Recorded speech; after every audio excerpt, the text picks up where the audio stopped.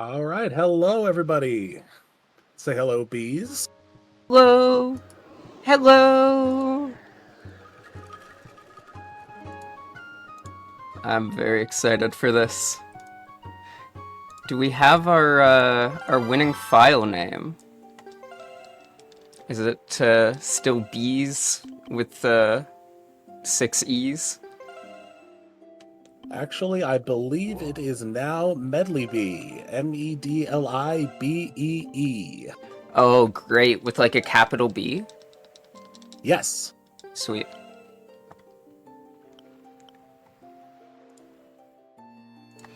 Okay. Medlibee.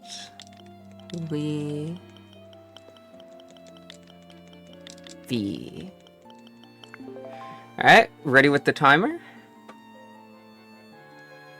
I'll give a countdown. Are we ready to start, Echo? I think we're ready to start. 3, 2, 1, go! Alright, hello everyone. My name is Support Gay Bees. You can call me Bees, she, her pronouns. I hope you guys are ready for a lot of Zelda. It's the only Zelda game of the run, so I made sure to get a lot of it in. Also the only Wii U game of the run, but somehow that is less surprising to me. Or of the marathon. This is all dungeons, which is my favorite category. HD all dungeons is a treat. We are going to be going through most of the corners of what you'd expect from progression in this game, while also glitching constantly and feeling like we're skipping half of it the whole time. The first, half hour, though, is going to be quite tame. This is the no manual super swim subcategory. So if you've seen other runs of this game, you might have seen people, as soon as they get control of Link, jump into the water and turn around 30 times a second, like 200 times, to build up enough speed to fling across the ocean. That's good, you can do that in all dungeons, but I'm not going to be doing that today, so we're going to actually play through the early game. I'm playing on a Wii U Pro controller, which looks exactly like the one you can see in the input viewer. And in front of me on my desk, I have the Wii U gamepad, so I can use the touchscreen on it. And I'll be using it at a couple points in the run. First thing I'm gonna do is jump off here and change my controls. That's not speed tech, I just like my controls this way, and I'm prepared to spend a second to make it happen.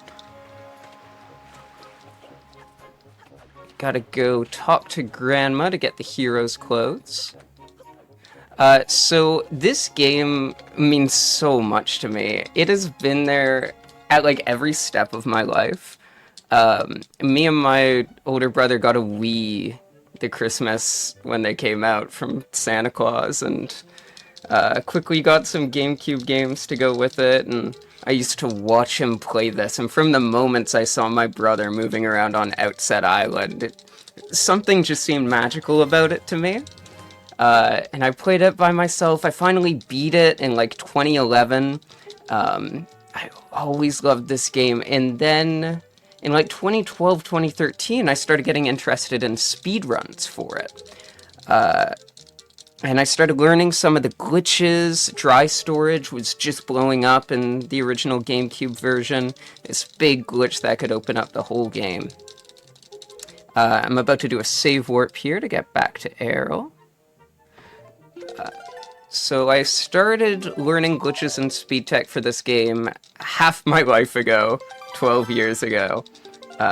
And not long after that, the HD version came out, which patched the biggest speedrunning glitch, dry storage, but introduced an even bigger speedrunning glitch, which is really the best timeline. Both versions of the game just have different sets of awesome glitches that break it apart. And 5 years ago, around the start of the pandemic, I got into this category, HD all dungeons. It's the only full game category I've run. I originally got into it just because I want to do a full game category, but I don't want a zombie hover. if you've ever seen that glitch where you've got to mash the B button really fast. And this is like the category where you don't need to zombie hover. So I started it for that, but I have just absolutely fallen in love with it. This is my 182nd attempt of all dungeons. I could just play this game forever.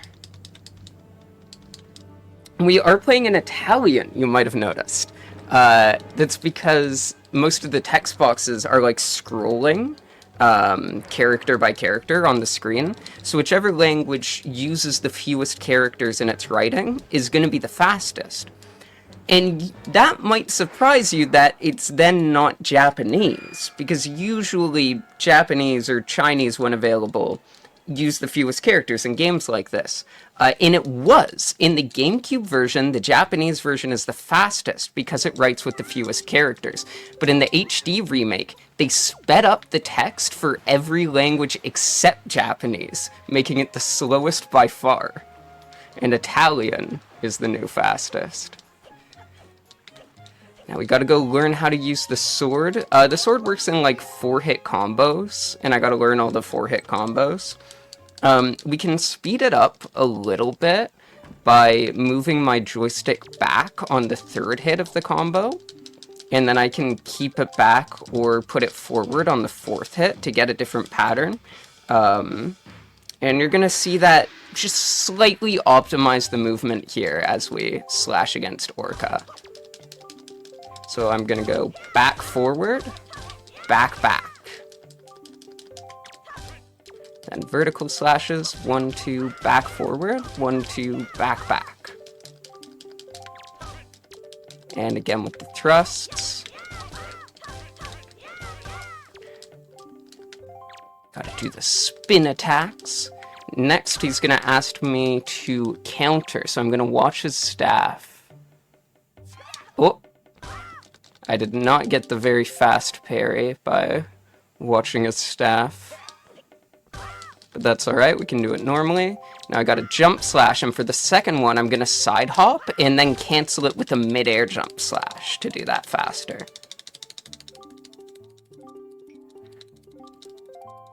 Mash through this text.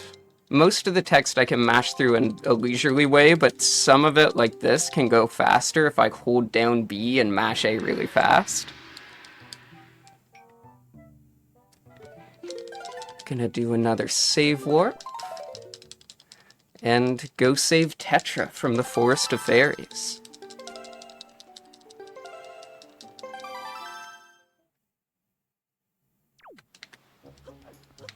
Rolling is our fastest usual method of movement when we're not glitching. Once we get the grappling hook from Dragon Roost, this whole run will transform quite dramatically. But until then, we're gonna do some pretty standard intended movement, which is still really cool. This game gives you so much control of Link. I'm really glad I made it across that bridge. Like, once in a blue moon, Link just doesn't jump there, and I don't know how to prevent that.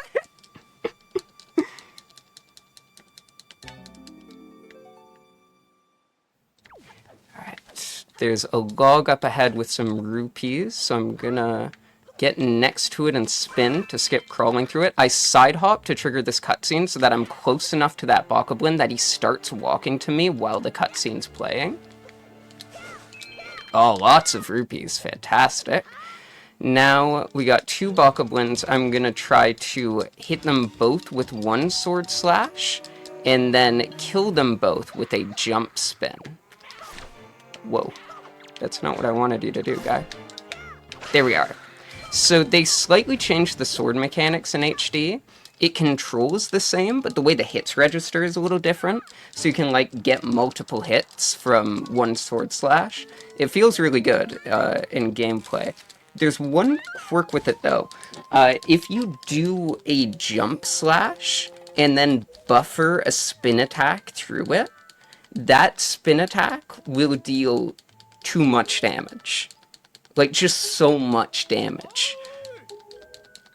So I'm going to refer to that as jump spinning, and that is like the best way we can do damage. But certain attacks, like spin attacks, will knock down enemies, which then means we gotta wait for them to slowly get back up. So most of the sword combat is gonna be me just doing a few slashes against an enemy until it's low enough that I can kill it with a jump spin.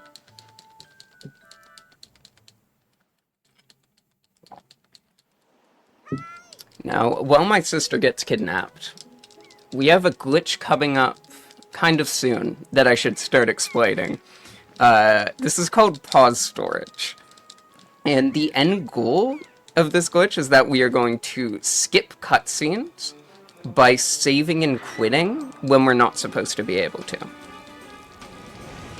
The way this works is I am going to go into Beetle's shop ship, and as I leave it, I am going to get the options screen to open on the same frame that I go through the loading zone. And that's going to start the glitch. Once it's active, I will be able to control Link as usual, but my controls will also be affecting the options menu, which will also be open. The thing is, my screen will be frozen, and I will not be able to see either of those things. I will just need to listen to audio cues for where Link is, and for where my cursor is in the options menu. And if I get out of Beetle's ship with the glitch and then I can maneuver myself to talk to Tetra over here, then we'll start the leaving outset cutscene. And from that state, I can use the options menu to switch my controller from Pro Controller to Gamepad, and then it lets you save and quit, even if you're in a cutscene. Even then, though, I was still glossing over that a bit. I said that we gotta pull up the options menu on the same frame I go through the loading zone. But the options menu, I bring it up with the touchscreen button, and it doesn't appear as soon as I touch the button. It appears a certain amount of frames after I release the button. But that amount of frames happens to coincidentally be the same amount of frames as a side hop. And while Link is side hopping, he's busy and can't go through a loading zone until he's done. So, what's going to happen is I'm going to hold down the options button on my gamepad touchscreen with my ring finger while pressing my Pro Controller against my chest to hold it in place, while I input a side hop on the same frame I bring up the Wii U home menu. If I do that frame perfectly, then when I release the home menu, Link will side hop on the same frame that I released the menu, meaning once he's done side hopping, the menu will show up and we'll get the glitch. Pretty simple, right? Does that all make sense? How you feeling, Seems very Echo? complicated, but yes, I'm feeling great. I got a couple donations here, so that I'll read during the leaving outset. Don't do it now. I gotta listen.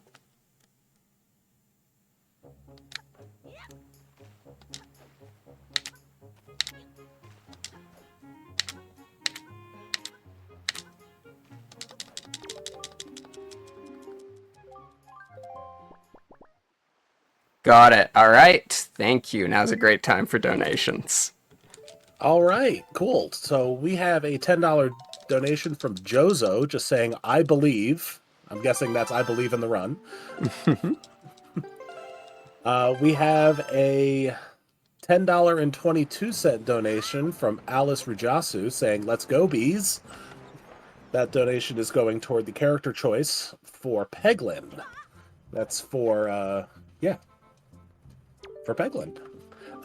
We also have a $25 donation from Mini Mia, Mini Maya. I would like to name the Starmie Treasure because look at it. Donation goes toward naming Starmie Treasure. And just a reminder that we do have a bunch of open polls for naming Pokemon and characters in Pokemon Let's Go Eevee. And also, we have that Seeded Balatro run coming up. We are just shy of, actually, we're just a little bit over $250 left to that donation bit. So make sure you get those donations in if you want to see that run.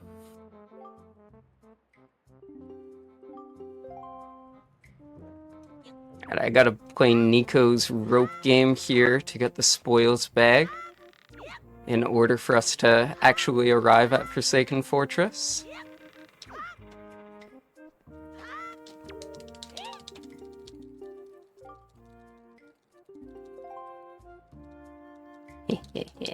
We don't need the spoils bag for anything, but we do need to show up.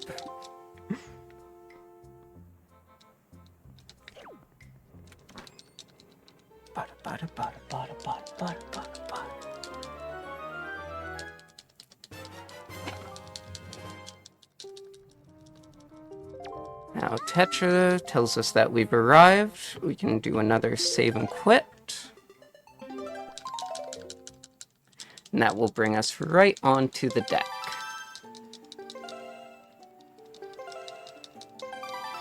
Now, despite being on the pirate ship still, this is the map for Forsaken Fortress 1. Forsaken Fortress 1 is fully loaded and happening over there, which I mention because of these searchlights moving around. I can't be too slow getting through this text, because I want to make a certain cycle of those searchlights, and they are currently moving for real. It's not much of an issue with Italian. I can really comfortably make a fantastic cycle, but before I had access to Italian, I used to play in Spanish, and I'd get so stressed mashing through this text.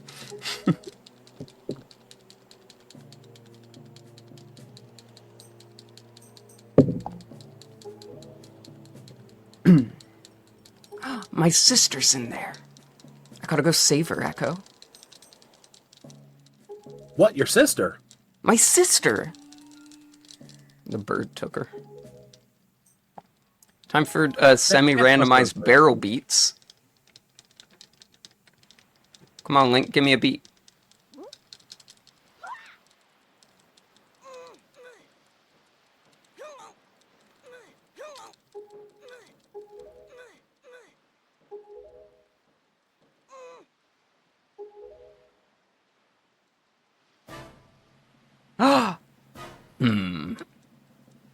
I'm ready.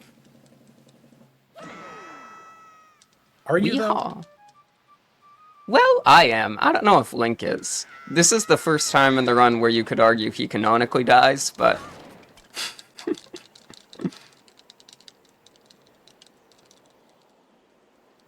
Una finestra.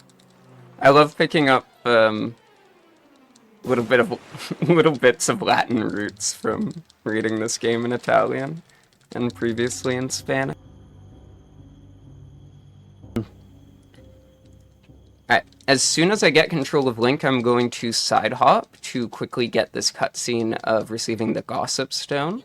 I could skip getting this. We could do a careful jump to skip this cutscene. But this cutscene actually does give me the Gossip Stone, which you don't really think of as being an item in your inventory, but it is, and if you skip it, that would come back to haunt us, because the game checks it for a progress flag later on. Alright, I want to get these 2 red rupees from the courtyard. We're rich. And now I gotta go take out a searchlight. There's 3 different searchlights that you can disable, but only one actually blocks your path to the end of the air quotes dungeon. So I'm gonna drop down into this window. Not press A on that text box. And battle this Bokoblin. I want him to break that pot for me with the sticks in it. And I'm going to try to just spin attack him off the ledge, so I don't need to go through his health bar. If he just falls off the cliff, he dies. Come on, guy, hit me. No! That works. I love it when that happens. It's my favorite way that can go, actually.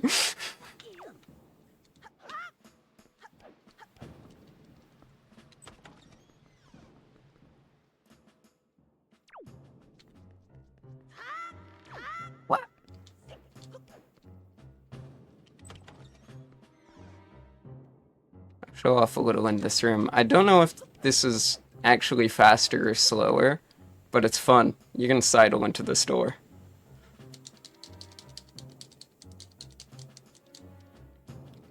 Now this is where you're supposed to be really stealthy and hide in barrels. But the best stealth is a good offense. You could do the same thing in the GameCube version, but it was like a little harder. They made the guards more forgiving in HD.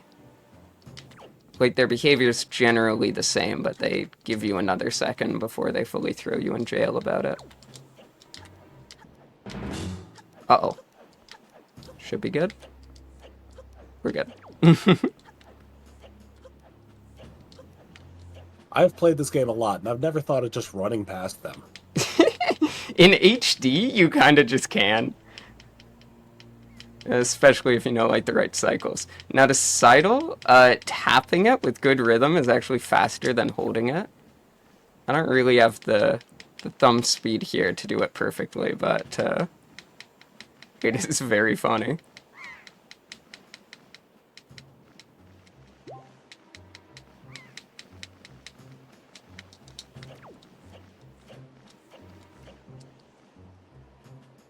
This cutscene puts me in a specific spot, so I know I can do 2 rolls in a side hop. Pick up my sword, hit this guy 3 times, then jump spin.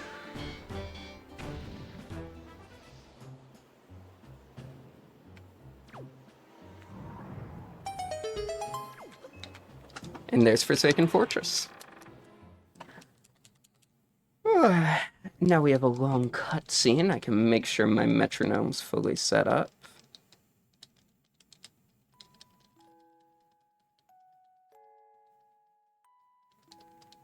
Oh yeah, I'll need this later on. We are metronoming.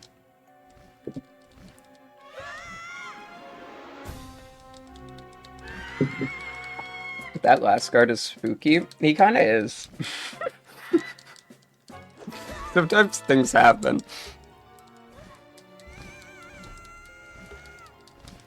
And one thing that I do actually quite enjoy about No MSS is this early game. The first half hour is kind of light on gameplay, and where there is gameplay, it's not that hard. All the hard stuff is in like the last 2 hours. And as a result of that, you kind of just can't reset when you're playing this game. It's like I carve out 3 hours of my day where it's like, I'm playing Wind Waker here. And if anything goes wrong later on, it's like, well, I already went through like Forsaken Fortress and everything. So I might as well keep going. Excuse me. I feel like that's really good for the mental.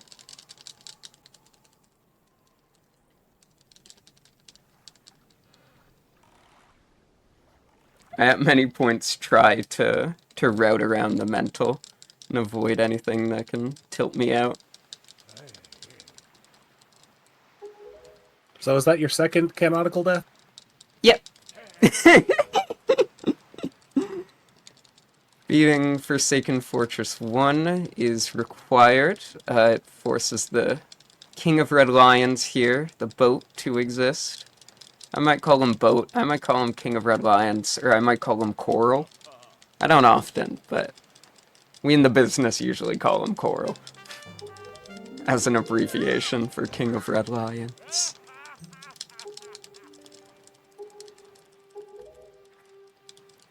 He's telling us that my sister's been kidnapped by Ganon to the Forsaken Fortress. And in order to save her, I'm gonna have to defeat Ganon. And in order to defeat Ganon, I'm gonna need some pearls. He's gonna help me get the pearls. But first I gotta get a sail.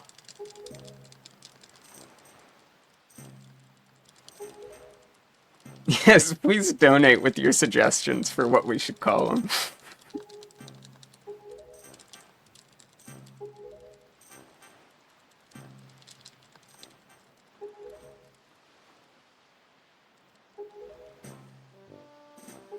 This is Windfall Island, the bustling city of the game, with tons of NPCs and mini-games and fun side quests. I'm obviously not here to do any of that. This is all dungeons, not hundo. Ooh, we have so many rupees that I don't need to spin in the flowers for more. That's great. Got lots of rupees earlier. I do need to go save Tingle. Normally that would be required to beat the game because you need Tingle to do the Triforce quest. But I'm not actually gonna do the Triforce quest, so he shouldn't be required for me. But in the HD version, they made it so that the shopkeeper who sells you the sail won't sell you the sail until you free Tingle. He really forces your hand. Tinkle, dingle, mingle. So we gotta learn all about Miiverse. You guys like Miiverse? They took it down, Echo. The bottle doesn't even work anymore. I wish I could be receiving Tingle bottles in the middle of this run. That would be awesome.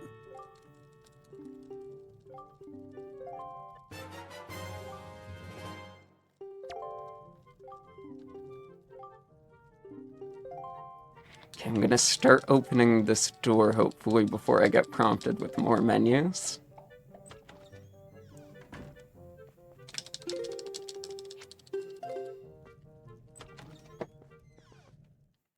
I'm not reading all that. Alright, on one more blue rupee here, and then we'll have enough to buy the sail. And now that's it, we're done with rupees forever. I was a little too far. The only thing we needed rupees for in the entire run was that sail. I no longer care about money.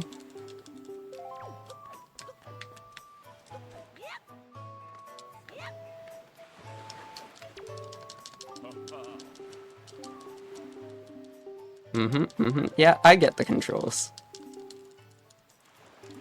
Now we get to sail to Dragon Roost Island. Enjoy this, because you are not going to see much sailing in this run.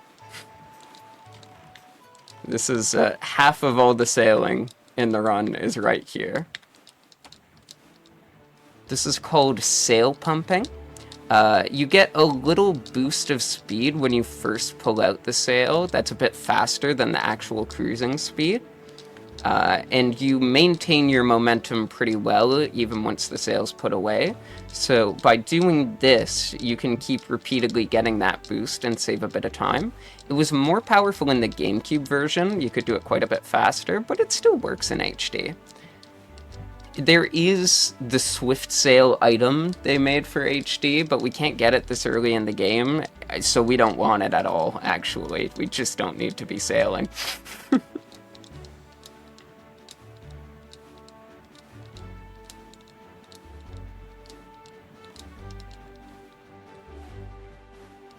But we get to enjoy this iconic song once, at least.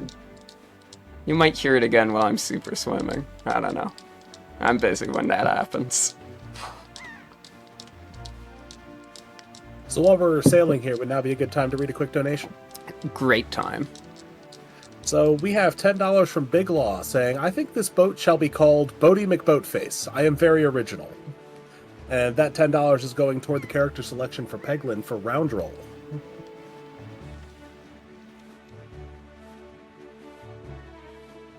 Boaty McBoatface.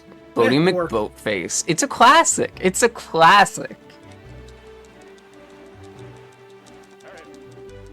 There. It's Dragon Roost Island.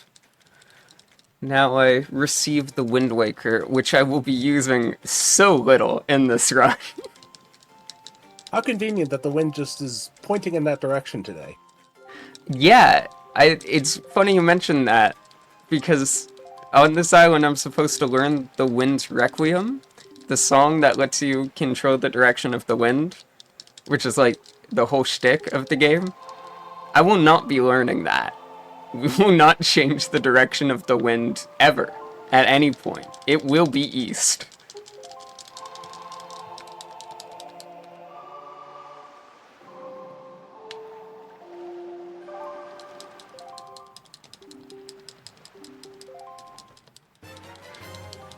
Now there's a bunch of platforming we're supposed to do with blowing up a whole bunch of rocks to get inside, but we can skip that with a tricky jump here.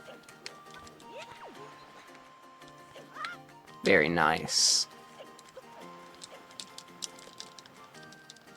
Me doing the background claps when Dragon Roost soundtrack shows up, like... Is that a Melee reference? Or am I just too Melee pilled? I like going to Smash Bros. Melee tournaments, and there's an old tradition where on the stage Dreamland, it plays Gourmet Race from Kirby, the classic da da da da da do do do do do do. You know that song. And people would clap along to that whenever it was like on a big setup with an audience. So then a whole like counterplay meta showed up, at least in Toronto, where because people would get annoyed by the claps whenever someone would pick Dreamland on a big stream setup, people would just applaud. Just give a big round of applause to drown out other people's attempts to clap to the rhythm. It's this whole arms race of clapping.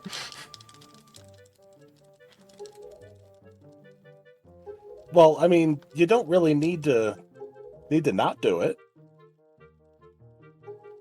No, but it has been 24 years.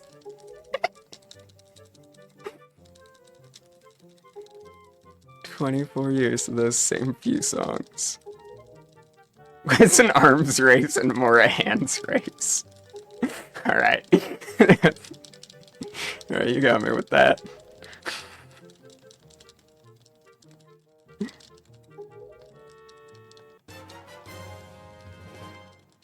Thanks y'all for bearing with me here. This is admittedly the cutscene section, but we're pretty much done with them now. I gotta go talk to Medley for the first time. We have named the file Medley Bees because my chat loves her so much. She's the best. She gives me the letter to give to the sad prince. Now I gotta try to equip this while I'm moving. Using my touch screen. Oh no, I closed the delivery. Ugh, okay. I equip many things while moving, but that one's extra complicated because you gotta open the delivery bag sub-menu. And I pulled it under that pressure. With your feet. I'm just not that skilled, I guess.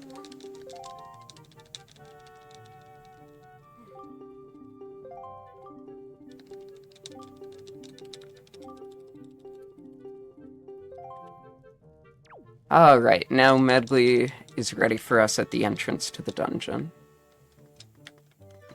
I want to roll up these stairs because it's fast, but I'd bonk if I did, so I do it diagonally against the wall, because somehow that prevents you from bonking. I learned that relatively recently, and I just can't believe it. Ooh, come on, Link. We have a wind cycle to make here.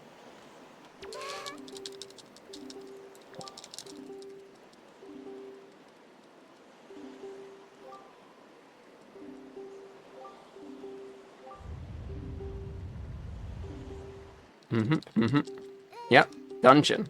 Very dangerous. Gotta go talk to the dragon. Yep. I'm interested. Now I gotta throw her when the wind's facing the right direction, which with the power of Italian language should happen right when I need it to.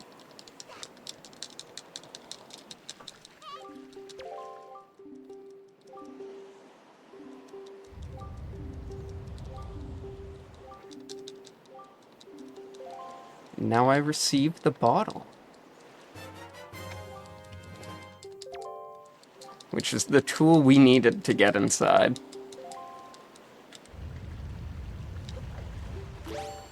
Get some water.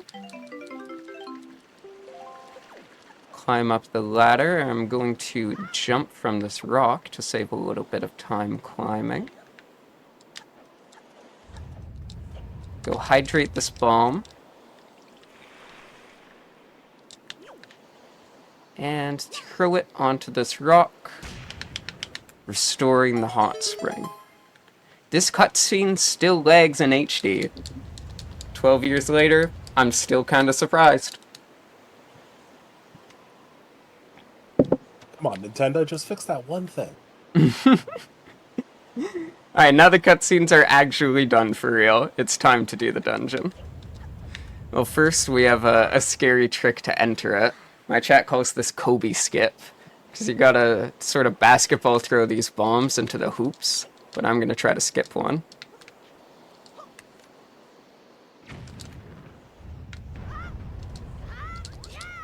Got it. Phew. That loses so much time if you mess it up. And we're in the first proper dungeon, Dragon Roost Cavern. I think this is my favorite dungeon in the run. I think it's my favorite in the game just for the vibes. I also love it in the run because we only get the powerful glitch of item sliding partway through it. Excuse me.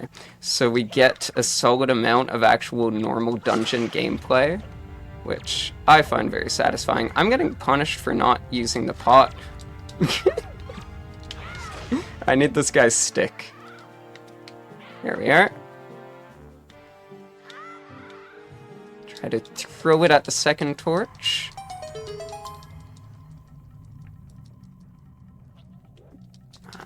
Here we are. Get the key. So here's a small strategy that will be more important in other times. I'm gonna roll here right as that cutscene was starting. I rolled like into the cutscene trigger so that I'd keep rolling during the cutscene for extra distance. Oop, didn't mean to duck and roll. Or tuck and roll. Oh, I'm imagining a bus.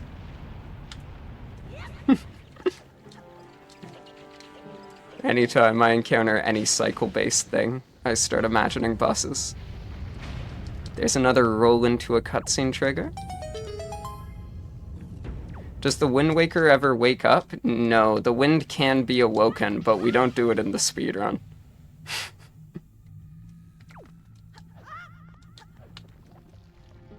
I need to pause toward the top of this ladder for that guy to pass. Always gotta respect right of way. Bokoblin jumps out at me, immediately knock the sword out of his hand. I need this. Chuck it over there.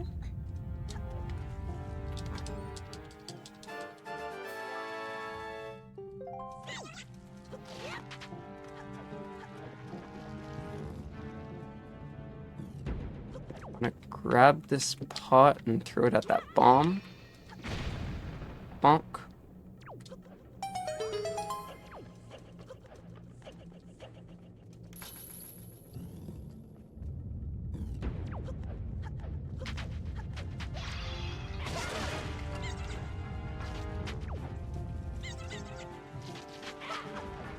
Now it's fastest if I side hop onto that button. Oh, I got it.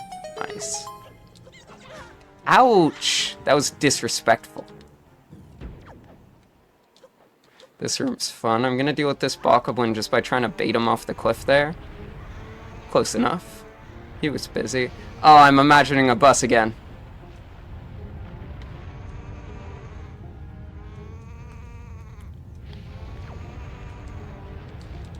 Bird's very noisy.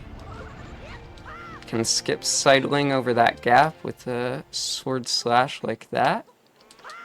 And similarly there, we can skip dangling our way across with a side hop mid-air jump slash. Ouch. Alright, fun movement here. Got it. Ah. Get the block though.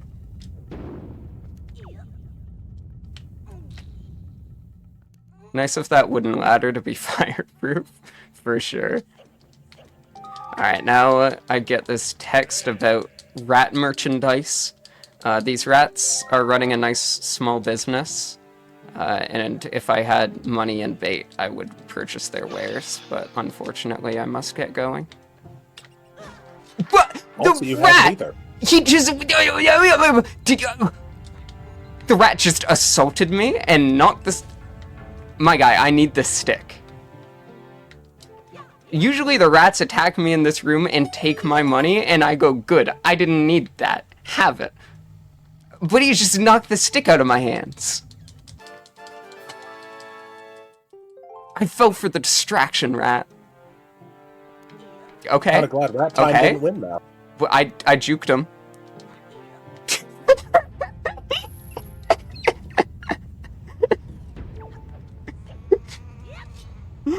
Or maybe that's because Rat Time didn't win. Yeah, they were getting their revenge.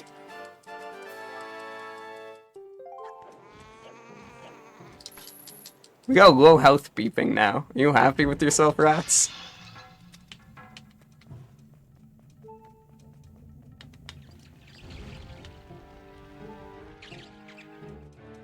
Oops.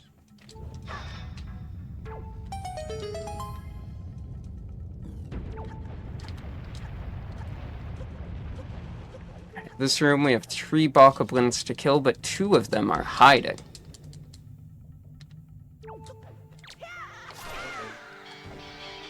There's one. And there's the other. No, I did a backflip instead of a thing. I always do that. I meant to do a side hop so that I could do a midair jump slash to do a jump spin, but I accidentally got a backflip instead, which you can buffer a spin attack through, but it doesn't deal the crazy jump spin damage. Alright, cooperate with me, Centipede. Attack me. Thank you. I throw this obsidian to the left so that I can jump close to the door. And now we're in the pre-boss room. I'm gonna open up this warp pot for later. And we can go get the grappling hook. Bonk. Bonk. So in the HD remake, they added this mechanic where you can move around while you're aiming an item in first person. So that's cool and innocuous. Also, separately than that, I should explain that there is a ring of inputs in the joystick just outside of the dead zone that has some strange effects at times. Oh my god, I'm getting outplayed. Bro! He's too good! There is a glitch called item sliding, where if I pull out an item like the grappling hook, and I start moving while aiming, and then on the very next frame, I hold slightly in the opposite direction, we start building up negative speed exponentially. Exponential speed gain. Whenever we want. Whenever we can aim an item. Within a matter of like... It's insane. Within a matter of like 2 seconds, we have basically infinite speed. And this destroys the game. We are now gods. So I'm going to equip that and then save and quit. I gotta go get the boss key, and I know a faster way to go get it.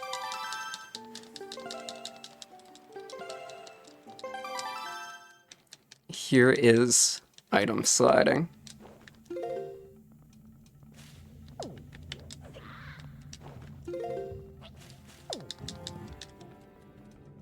Can use it like that. We can build up speed in a corner and then slash the sword to throw ourselves with all that speed.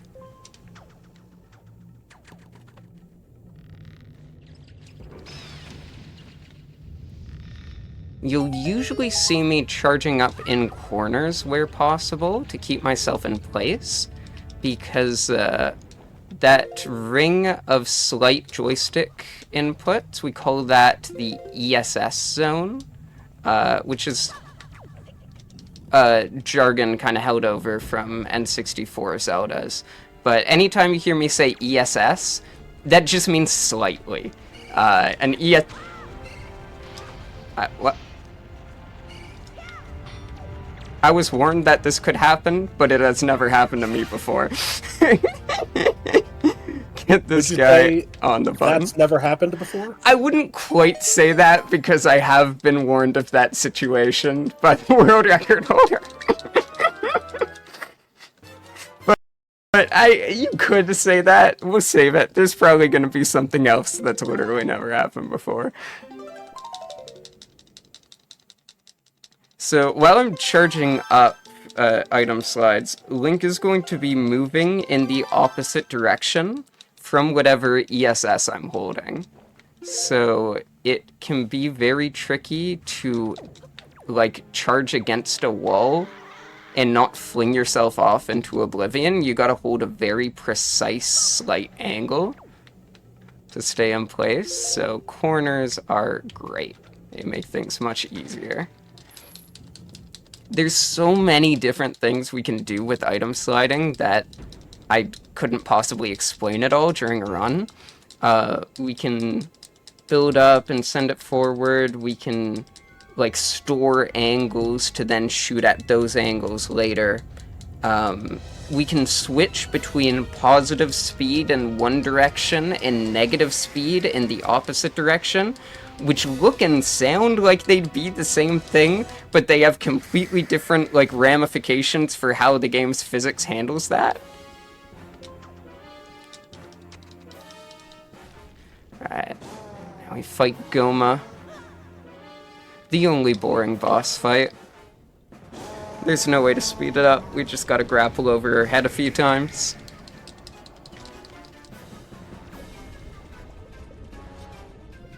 Well, all dungeons with manual super swim can do Goma slightly differently, but that's not important right now. You're excited for the route? You should be. The route is crazy.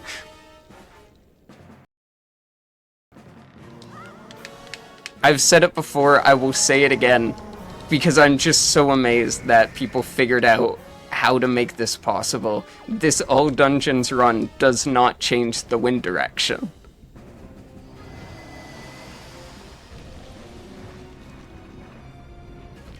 There are so many parts of this route that just barely work.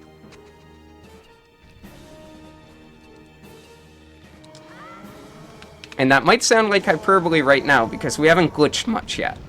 We've started nooming around in Dragon Roost Cavern yet, but it's only after this dungeon that the hard part starts. The hard part, of course, being the entire rest of the run from this point onward.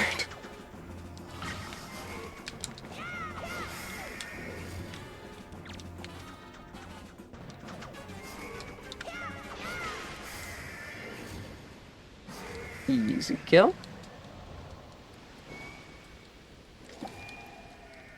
So, the main way that we can get around sailing is by what we call super swimming. And super swimming refers to really a few different glitches across the two games, with just the commonality of having so much speed in the water that Link is just shooting backwards across the ocean. In this case, we're just item sliding into the water. I don't need this heart container, obviously. That would be slow. So we need an island with somewhere that has a nice ramp that, like, gently goes into the water with a wall behind it, in order to bring our speed that we charge up on land into the water without issue. Most islands have that. Not all islands can be super swam from, though. We're about to receive the first pearl, and what's supposed to happen here is we learn the Wind's Requiem, We sail south to Forest Haven. We have access to get down there, but the game has not, like, given us full access to explore the map yet, because it wants to keep some things hidden. We go down to Forest Haven, beat that dungeon, and then go to Great Fish Island and start the quest for the last pearl, where we get the bombs. I am going to do that out of order. I want to get the bombs before we go to Forest Haven.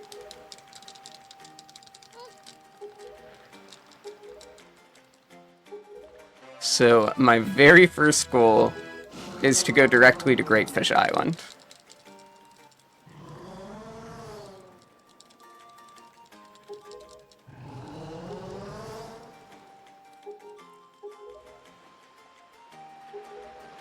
Go learn the Wind's Requiem. No, I will not.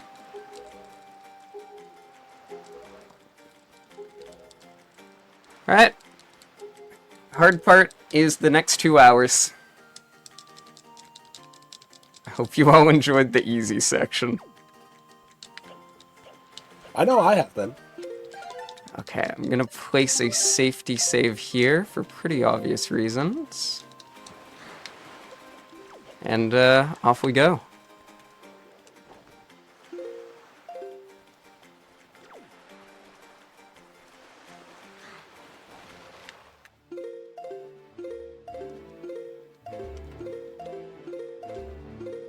I'm just pausing to give myself time to think and react to what's happening.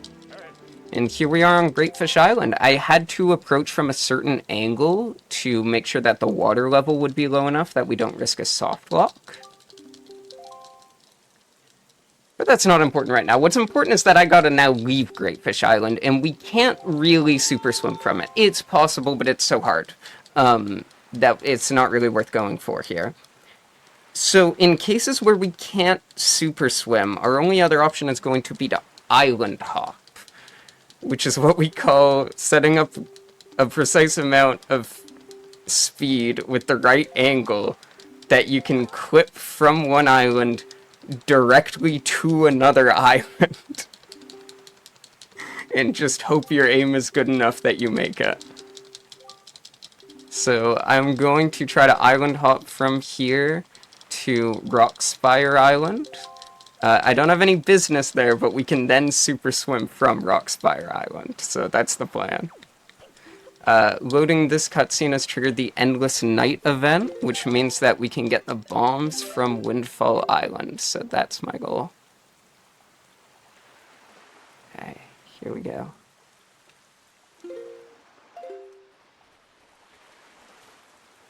Ooh. Hey, there we are. Got it. Alright, now I'm going to place a save here, and we're immediately going to super swim again to get to Windfall. This one's tough because Windfall is one of a handful of islands that can sploosh me. And what I mean by that is it has a partially and fully loaded state. I need these waves, please. And once it gets into its fully loaded state, all the water near it will unload for a single frame, which can kill all of my speed. So I gotta kind of... like that. That's a great example that I just did intentionally.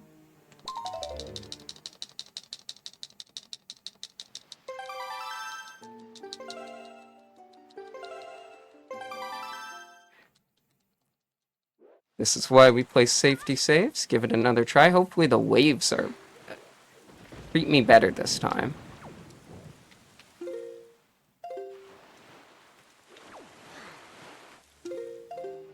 This is not the direction I want to be going. There we are.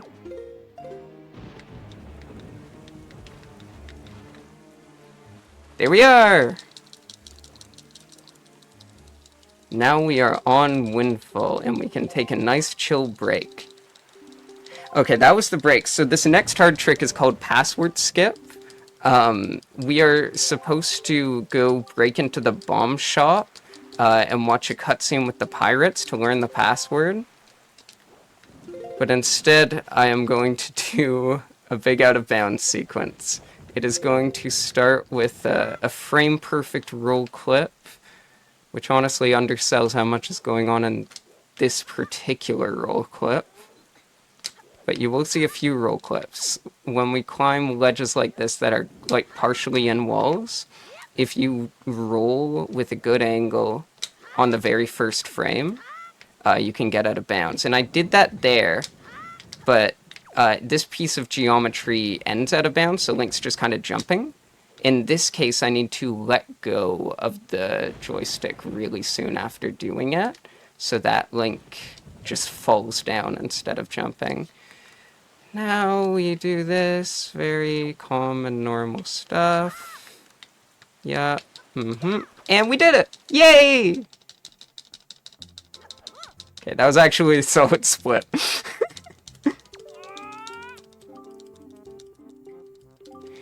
We get to do another ropes game with Nico.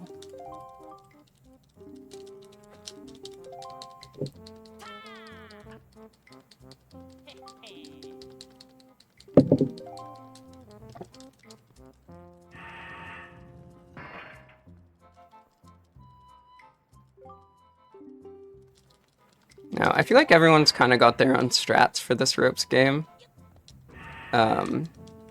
Here's mine.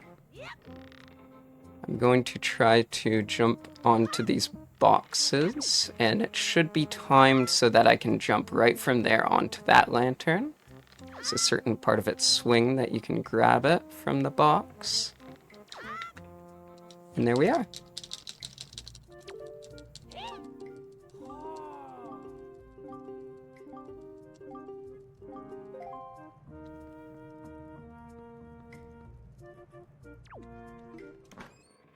And that is the early bombs. Now we can go back to Forest Haven, where we were supposed to go.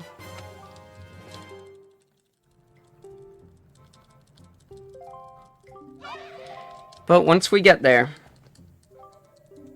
some crazy stuff is going to happen. We are going to have another instance of pause storage. And this time, instead of just a few simple rolls and side hops as the blindfolded movement, I'm going to need to navigate up to the Great Deku Tree, meet his face, see that he has a bunch of Chew enemies on his face, bonk them off, and then fight all the Chews and kill them all within a time limit, all with pause storage active. Uh-oh. Okay, yeah, this is good. This works. Uh-huh. Here we are. So this is gonna be some serious blindfolded gaming. I gotta channel Bubsia.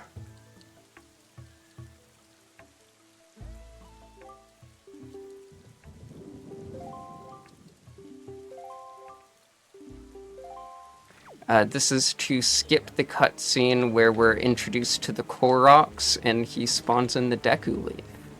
It is still very stormy though. We triggered the Endless Night event, and so that's just going to be active the whole time we're here now.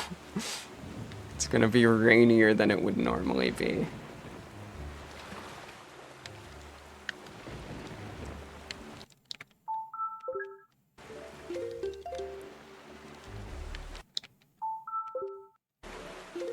Okay, here we go.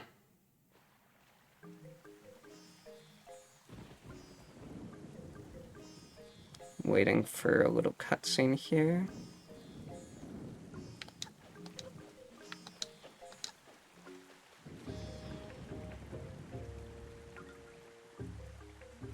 Where am I? What? There we are.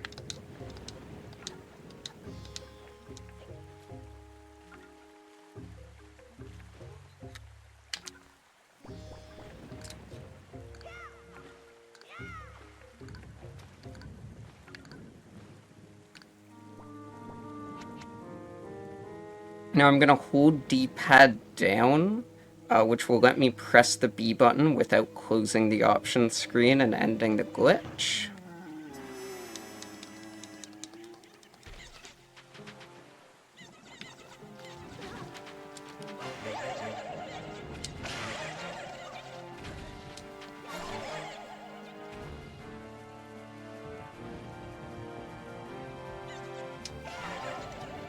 Picked up some jelly. Okay, we got it.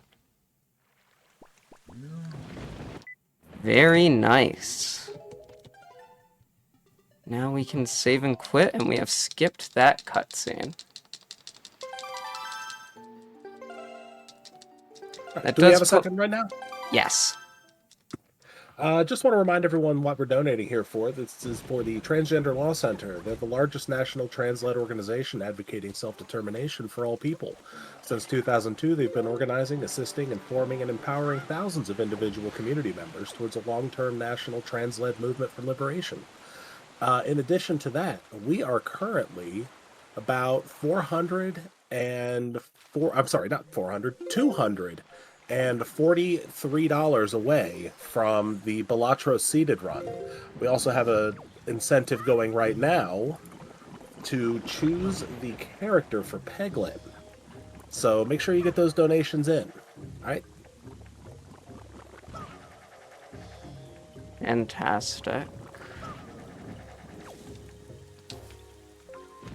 Okay, good. My controls are the way I want. Sometimes I accidentally mix up my controls doing pause storage. Because, you know, flailing around in the options menu. I'm gonna go for bulb skip here. Nice. Just skip the very last bulb.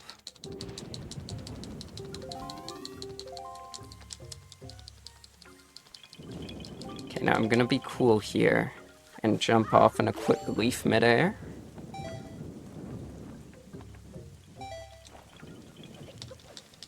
Now we're ready for the dungeon, the Forbidden Woods. I'm supposed to set the wind direction and do a couple leaf flights using the tornado to get over there, but instead I'm going to do this. Nice. That one's quite tricky because I don't have like any other walls near me as I'm charging that item slide. If I have my angle even slightly to the side, then Link is gonna shoot off to the side, and I also had to aim that forward angle to jump toward here myself. So that's harder than a lot of item slides. Now, this is called leaf pumping. If you put away and quickly pull back out the leaf, you can maintain some extra height. It is harder than it looks, but I mean, not that hard in the grand scheme of this game.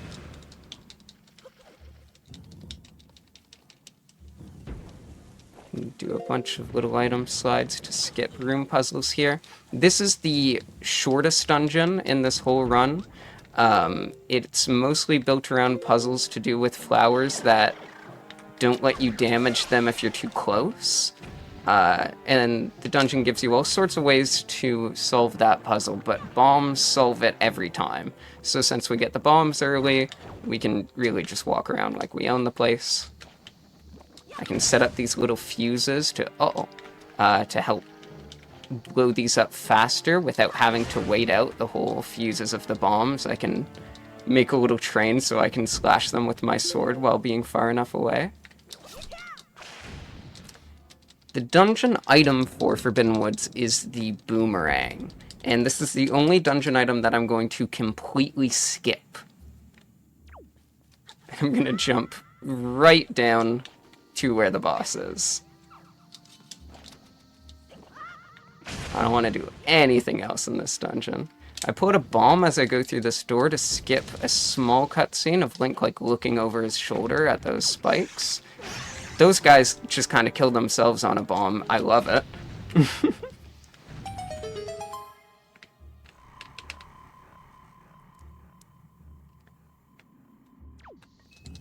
And we didn't get the boss key, so I will have to do an out of bounds here.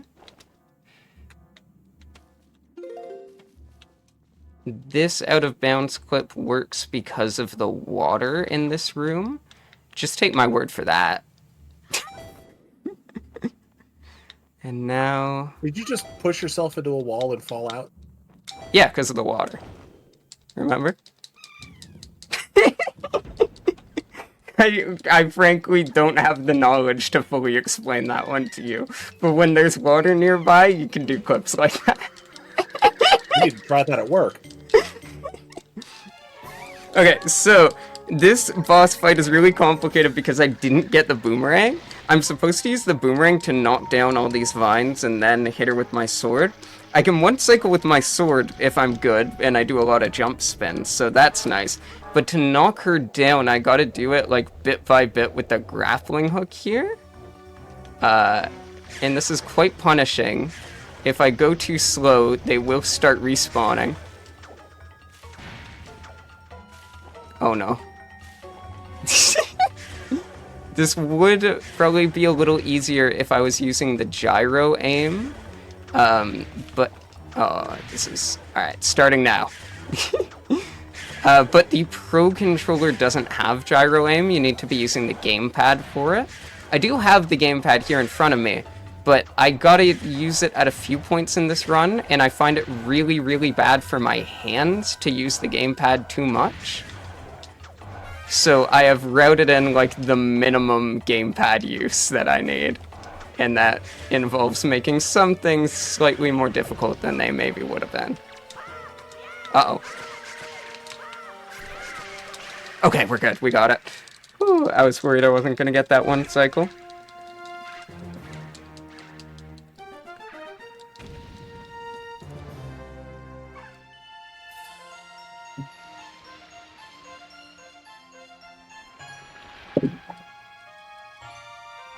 Easy gaming.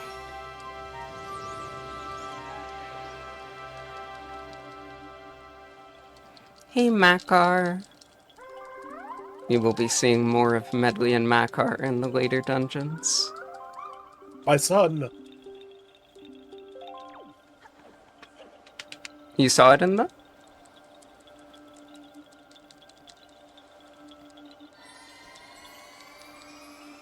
Hello? I'm sure that's fine. Now we get to watch the Korok ceremony. Do you guys want to sing along? Do you know the words in chat? There's sort of a traditional, like, you know, this game was big on Twitch in, like, 2012. There was some traditional chat spams.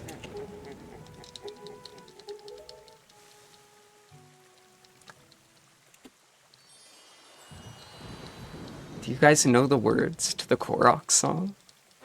If you don't, it's a lot of capital letter A's.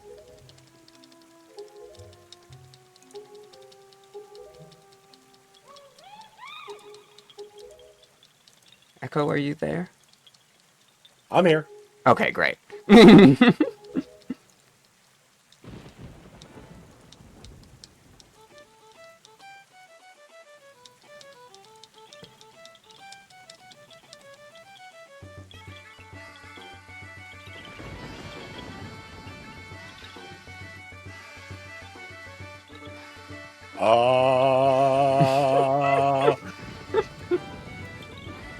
Oh, look at all these beautiful singing voices in chat. Well done, everyone.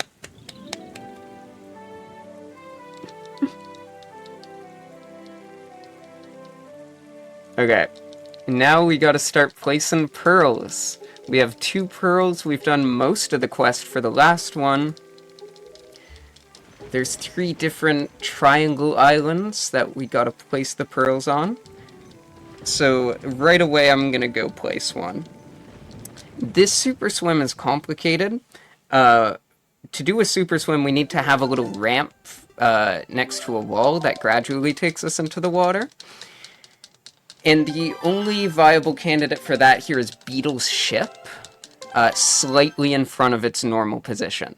So I need him to move a little, so I get out of his range for just a moment there. And wish me luck.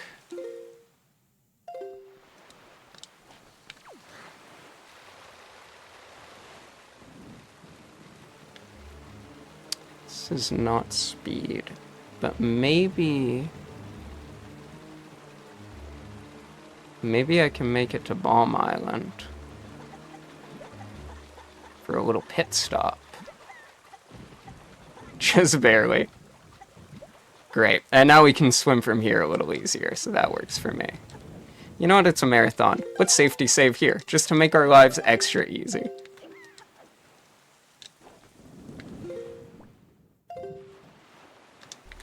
What? Charging up speed for super swims is really tough because the speed game is exponential, which means there is such a small amount of time between, like, regular amount of speed, you're across the world. And you want to have just the right amounts for whatever swim you're doing. I really said that Bomb Island would be an easy place to swim from. And that's alright.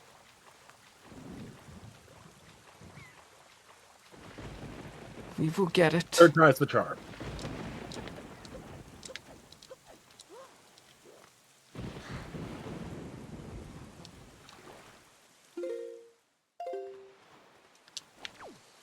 It's a 3-hour run. We don't get too much cleanliness in categories like this. Okay, where's the island? There it is. It's tough to spot these during endless night when it's so stormy. Okay. So we've placed the first pearl, but now we gotta leave this island. We can't super swim from it, so we're gonna have to island hop. I'm going to get an angle here from this exact position. Then get this bush out of the way. And do this.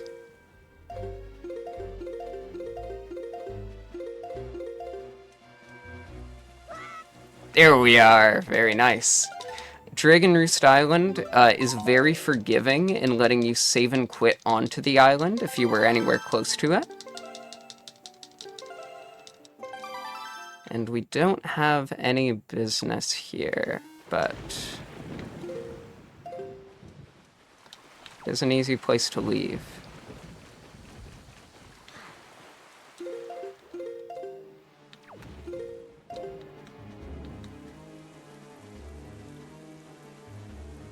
It's not a lot of speed, but it'll make it. I want to approach outset from the right angle, and here we are on outset. Very nice. I've triggered this cutscene, which brought the boat here. This is where we're supposed to be next with our bombs to get Nehru's Pearl. But now that the boat's here, I'm actually going to leave and go place another pearl.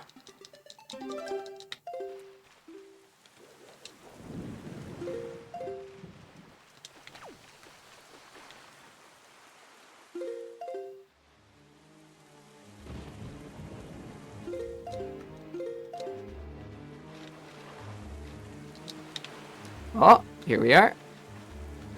Hey.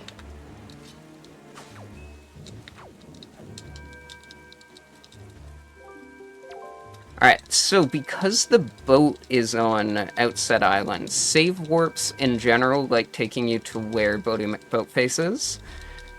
So if I jump into the ocean here and then save and quit from there, the game's just gonna be like, oh yeah, you saved and quit from, like, the water by Outset Island, even though I left to the other side of the world. It's gonna take me to the water by Outset Island. And remember that eastern wind that we're stuck with?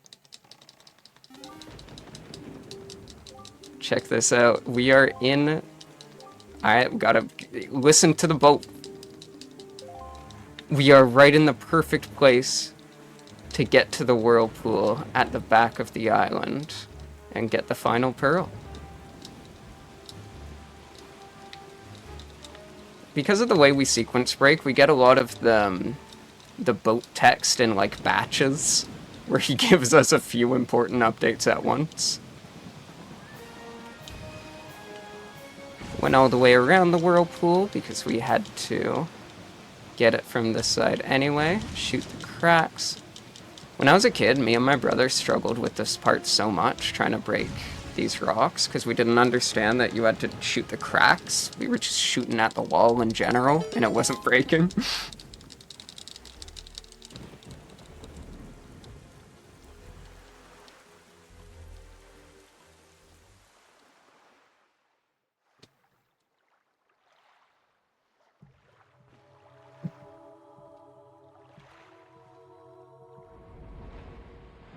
fish.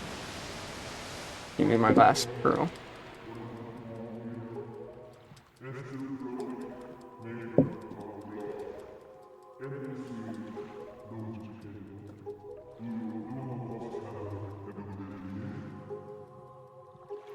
Once we place all the pearls, then that will bring the Tower of the Gods into existence, which is, of course, a dungeon. Hence our need to get them all in all dungeons.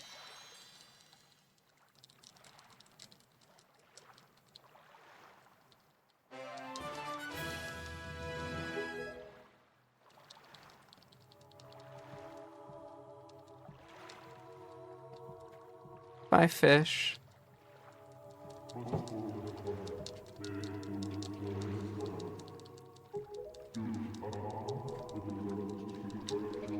So we have one last pearl to place now. We got a super swim from the docks where we were before. And luckily, after the boat stops talking to us here, if we save and quit right here, it will bring us exactly back to where we want to super swim from. And then we'll have the longest cutscene in the run that I don't need to press buttons during. So I will be taking that as my routed in bathroom break.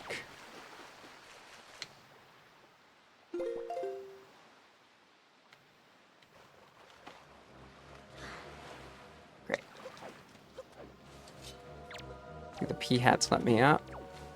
It's fastest to jump slash up these things, but you need to target to do that, and the C-hats don't like letting you target. Alright, I'll be right back. Echo, look after the people. Everyone take a nice mid-run stretch for the next minute and a half.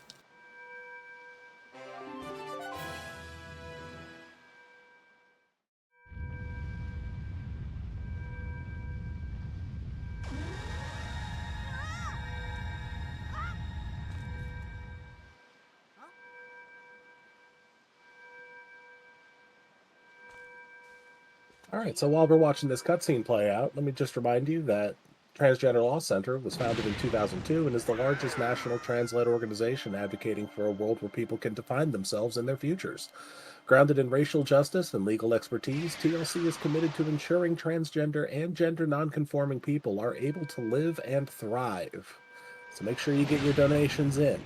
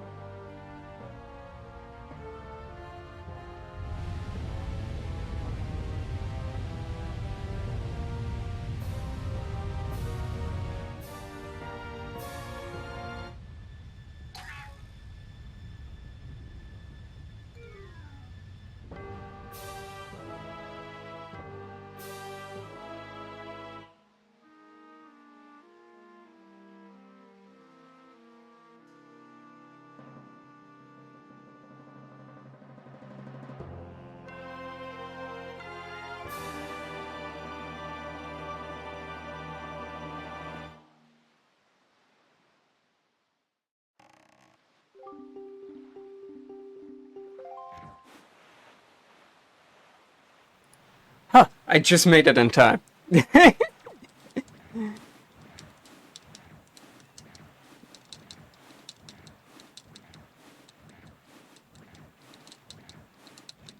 Alright, gorgeous. Everything's still good. We are in the Tower of the Gods. So this dungeon has this cool first floor where you can bring your boat around to the different rooms. Unfortunately, I will be skipping the entire first floor. So many things in this game are really, really difficult. This is not one of them. And it looks really cool. So if I take this statue and put it in this corner, And this is the trickiest part. If I use the leaf to get up here, drop in the statue and press left, it pushes me out of bounds. I can add some leaf pumps to save some extra time. Oh, but if I mess that up, that's just fine. Can get up through the stairs.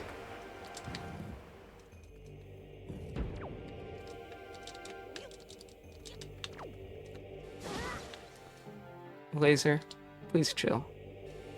Thank you. That rat had a bad day. A lot of rat events this run.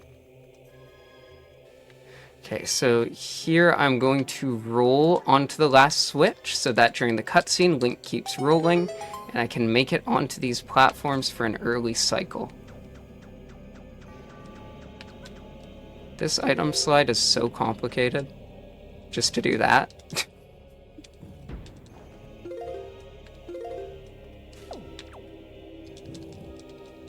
Now we gotta go collect 3 statues and bring them back to that hub room. Here's a cool slide that saves a small amount of time. Nice.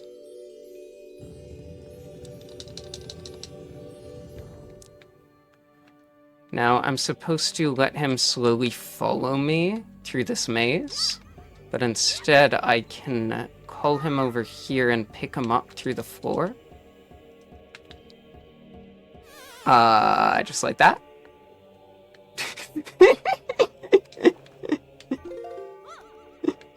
Oh, goodness. Link? The laws of physics. Ever your mortal enemy. How dare they? Alright, statue. Come here. I should probably take a step back from the edge, eh? Learning lessons. Guy? Why can I not? Why is it not happening? I swear! You know what? It's time. It's time to do this the normal way.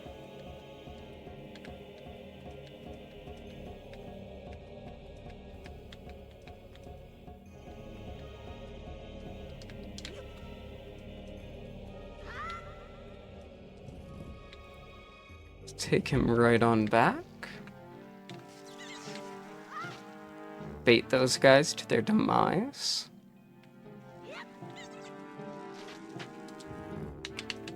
And there's our first statue.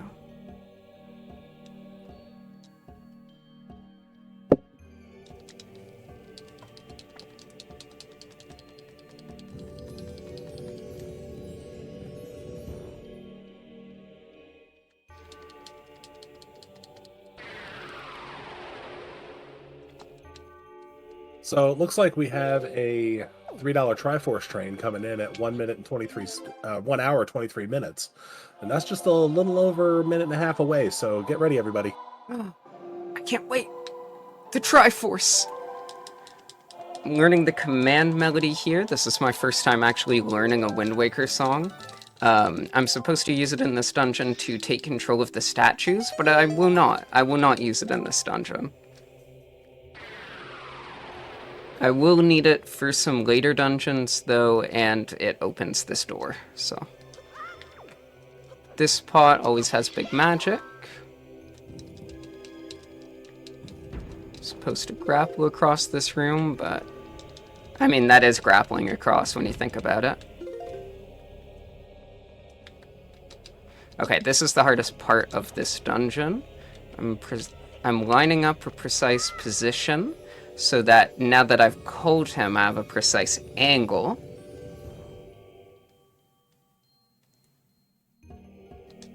I'm supposed to stand on that button to create a light bridge and then use the command melody to bring the statue across it. But we can do that instead. Very nice. Glad I got it.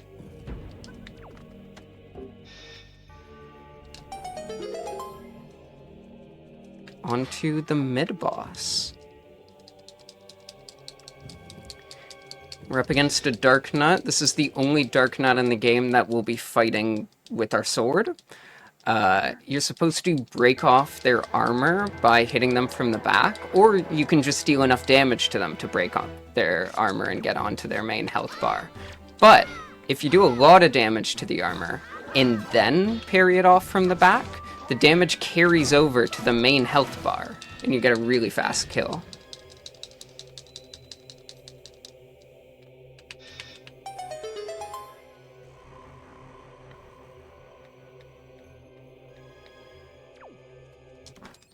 Looks like the Triforce train's arriving. We have a $3.33 donation from Big Law. $3 and change for our Triforce train. Also, let's name the trainer Pikachu for maximum confusion. I love Pikachu. That's, of course, toward our Pokemon Let's Go Eevee donation. We have Musical Daredevil with a $3 donation. What did Zelda say to Link when he couldn't move a crate? Triforce. And we have a $3 donation from Alex Rujasu. Triforce train? Heck yeah, trains rights. Trains is hard job.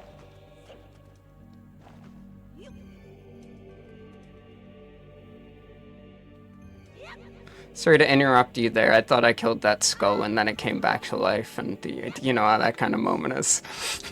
No, it's totally necromancy. I've been there.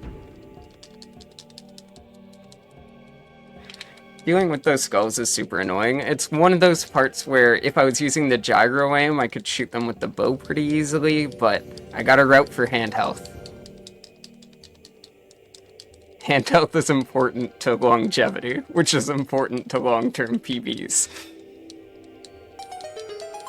By the way, I am ahead of my PB right now. No, I'm just saying. Nothing crazy. I mean, my PB was pretty bad at this part, but... Now we have a maze of moving platforms here that we can deal with quite swiftly by just leafing to here and opening up the chest. Then to get back, we can just jump into the void. That puts us right where we came in. Now we have an RNG check here for if the bats will let me up the ladder. If the bats will let me up the ladder. Bats, what do you think of that? They say we're good. Thank you, bats. Well, they're not quite rats. No, the bats are way more evil in this game.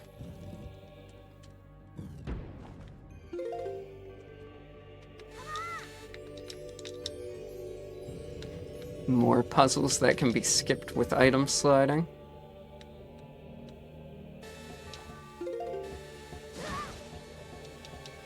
We just got another $3 donation from Hockey Babbler, buying my $3 ticket for the Triforce train. Choo choo!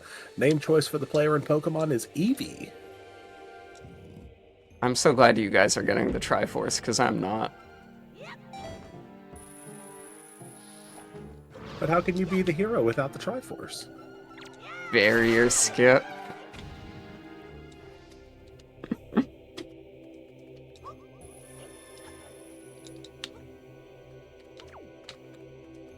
The legendary glitch everyone's heard of will be in this run. My bad. My bad.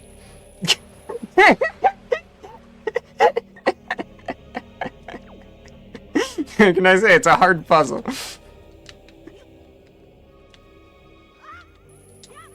There we are.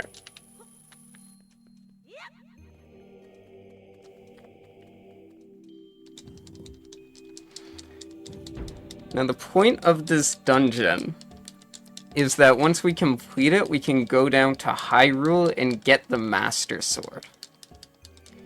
I just want to put that concept in your heads now, because I actually don't want that. I don't want to go to Hyrule and get the Master Sword in this speedrun. But it is all dungeons, so I'm here anyway. I don't want to say throwing, but that's precisely what just happened. Hey, you got me. I like to fill up on magic here to be safe, because I know I can't get more for a long time. I jump slash into the middle of that warp, because otherwise Link would have to walk to the middle. during the We cutscene. all know walking is beneath us. Walking is so far beneath us. You get it. We just got another $3 donation from Caro. Hey, listen! $3 Triforce train coming through.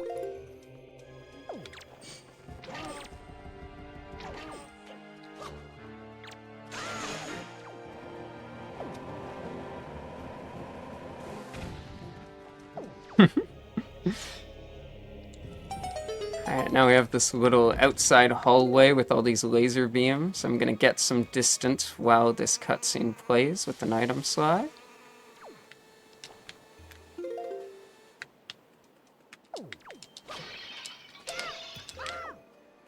And start the boss.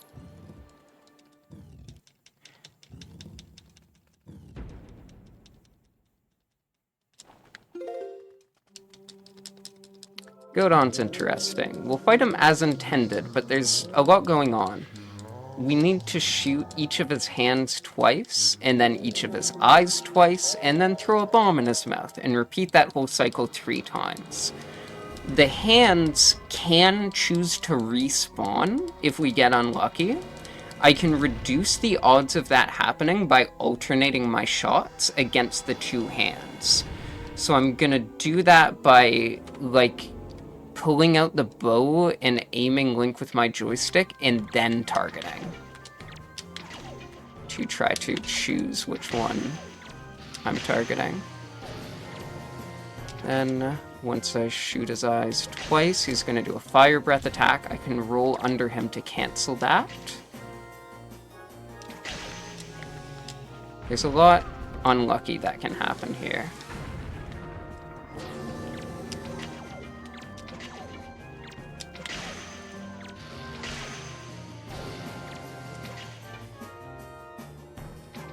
There we are.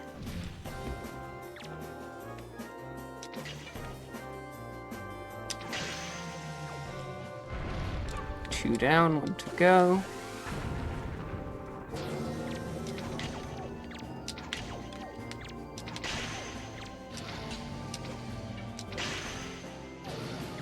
Nice, no respawning hands. Cancel your move.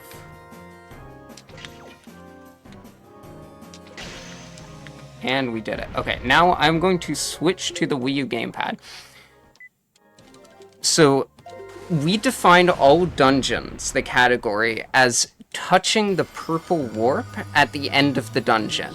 But again, I don't want what beating this dungeon gives me. I don't want to go to Hyrule. That sounds like a waste of time. I want to leave.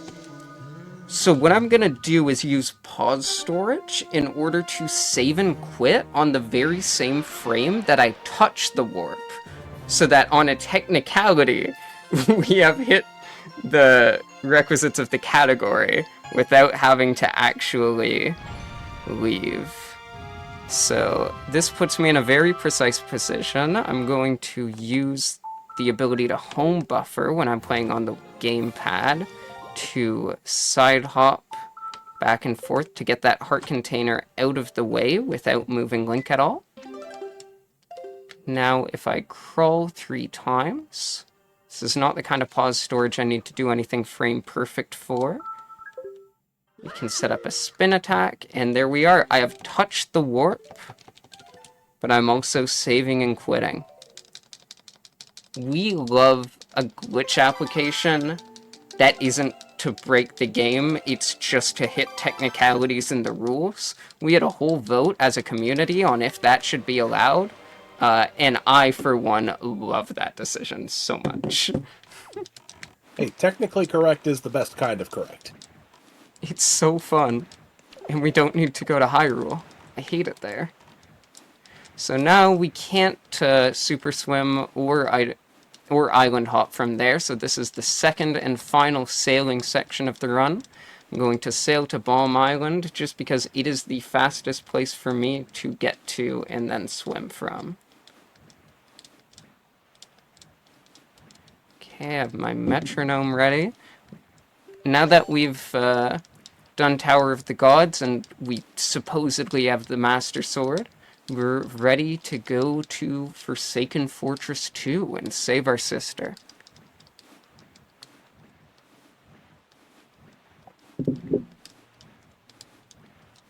I will need to super swim to a specific corner of the Forsaken Fortress that I'll then be able to clip inside from.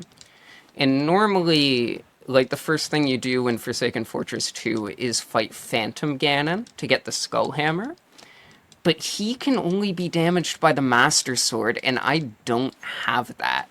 So I actually need to go out of my way to make sure Phantom Ganon never spawns here. Because if he does, I will not be able to get out of that situation. So I'll place a very important safety save on Bomb Island here. And if anything goes wrong in FF2, this is where we're going back to.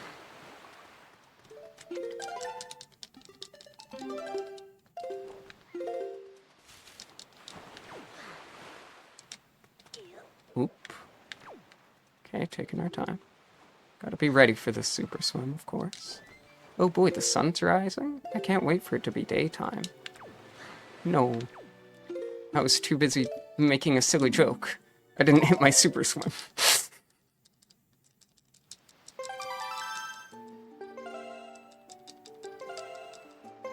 We all make sacrifices for comedy. I get it. Alright. Here we go. Is that enough speed? Let's find out. That should work. Oh boy, I love daytime. To stall to let it load, and here's our corner. Now we can clip inside. It is, however, not allowed to be daytime in Forsaken Fortress, so the sun's gonna set again. This is where I would fight Phantom Ganon with my Master Sword, if I had one. But Forsaken Fortress is kind of like a skate park for item sliding. Can do some fun stuff here.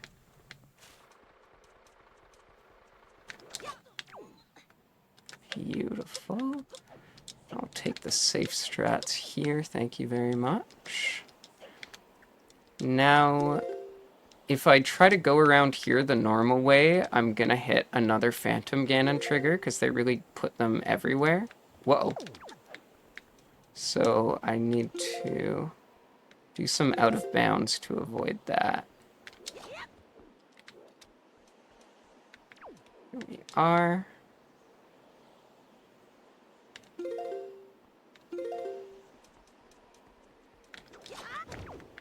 Now we're coming up on door clip, arguably the hardest trick in this run. I don't know. I got a metronome going. And that's gonna help me with this. To clip inside of this door, normally I'm supposed to hit that peg with the skull hammer to unlock it.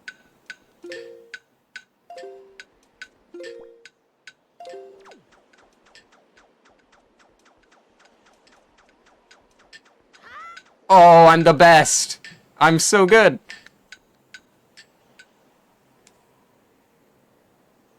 Okay, now I'm gonna carefully get myself to target this wall while out of bounds, so we can set up pause storage to skip this cutscene of saving my sister. Your sister? Oh yeah, I remember her. So now my sister is saved, and we are on to the boss fight against Helmerot King. This boss fight starts with a big ascending ramp with a wall behind it, so that works quite well for me. He does... I am supposed to, like, fight him with the skull hammer, and I don't have that, so if you're wondering how I'm gonna fight him, I'm not. What I'm gonna do is try to get behind him and then do a frame-perfect roll clip on that ledge to get into the floor.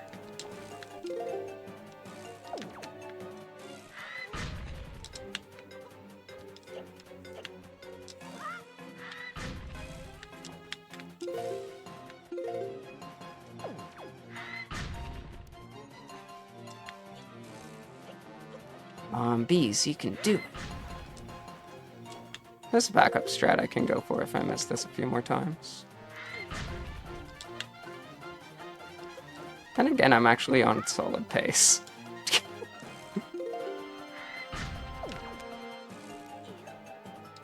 There we are. Alright, now that I'm in the floor, I want to line myself up over here so I can get onto the wall. And now this geometry is not real, so I can walk around the arena and skip the boss fight.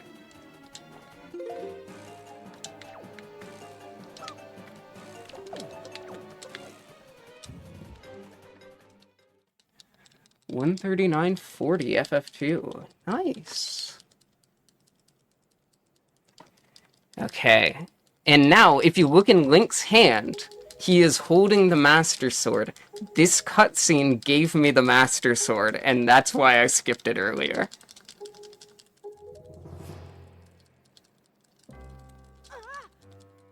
We get to keep it. This is the halfway point of the run. Is past halfway on the timer, but because like the first 50 minutes are kind of chill, this definitely feels like the halfway point.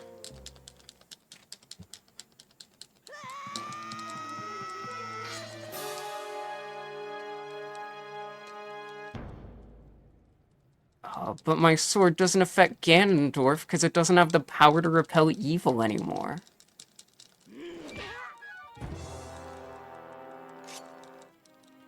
This is a long cutscene. We'll be in this for a while. In order to bring the sword's power back, we'll have to bring the sages to the Earth and Wind temples to fully power the Master Sword.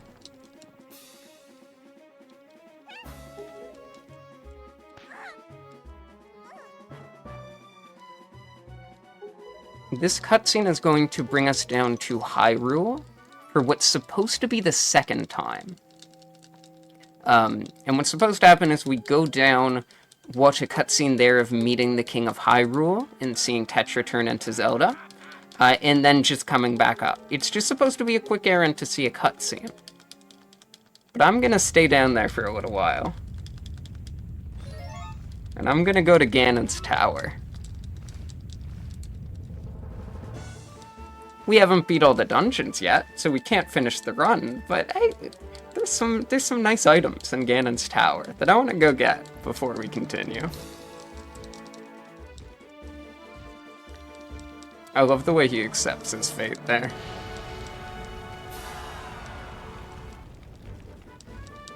The characterization of Wind Waker Ganondorf is so strong. Because it's... Oh, he's great. It's the same Ganondorf from Ocarina of Time. He's very old.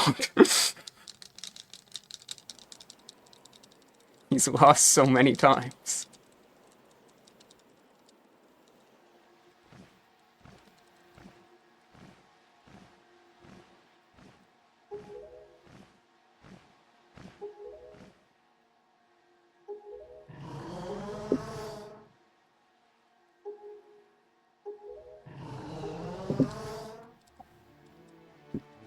It's nice, getting able to cool down a bit after Forsaken Fortress 2, honestly. So while we're watching this cutscene, do we have a moment? Yes.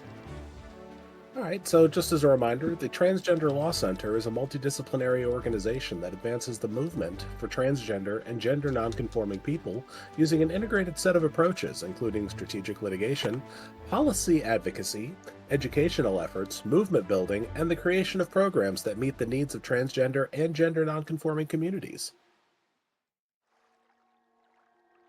Fantastic. Okay, so now we're in a weird hybrid of Hyrule 1 and Hyrule 2 because we never came down here the first time to get the Master Sword. It's all still black and white, or sepia tones, even though it's not supposed to be here. Now I gotta go in the castle to watch a cutscene, and once I enter it, there's gonna be like this cutscene showing me around the castle from entering it for the first time, and I want to skip that. So to do that, I'm gonna go to the back door, and we're just gonna casually do that real quick.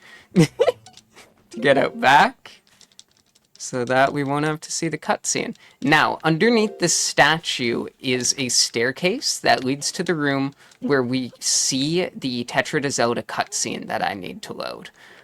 But the cutscene, the trigger for that cutscene isn't actually in the next room, it's in this room on the stairs. So by clipping out of bounds, I can get into the room without triggering the cutscene, and then set up pause storage in here, so that when we leave, we're put on the staircase, and then we trigger the actual cutscene, and we can skip it. Now this save and quit is also when I'm going to switch controllers and use the gamepad for a section, for its gyro aim and translucent pause screen. Now I'm getting Beckon to pull the Master Sword. I don't think I should do that. I already have it.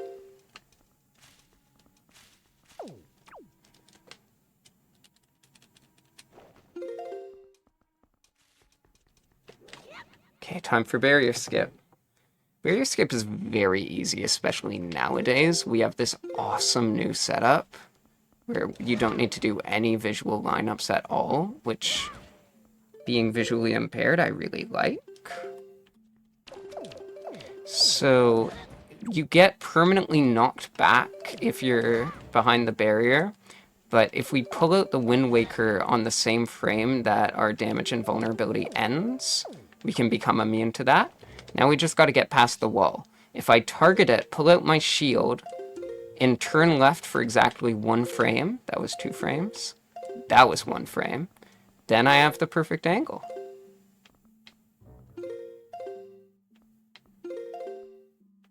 It's that easy. Now I just got to item slide. That might be too much speed, let's find out. Nope. Fantastic. We're past the barrier.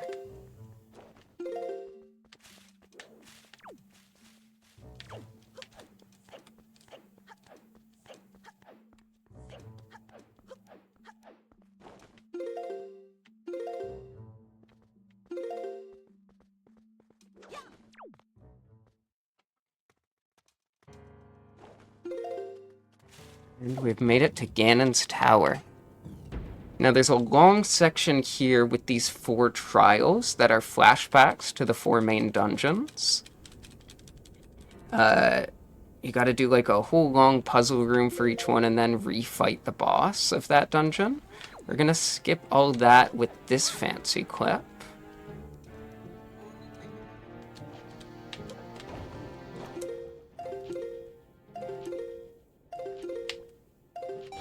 Got it. That kind of clip used to be all over the runs back in the day on the GameCube version, before we knew about all these other glitches. That one's pretty old, and I used to see it all the time, but now that I run this, that's like the only time I do that kind of clip. I'm gonna stock up on arrows here. I need to, the fact that I skipped the boomerang is about to catch up to me again, because I need to shoot these things very quickly with gyro aim. Dang it.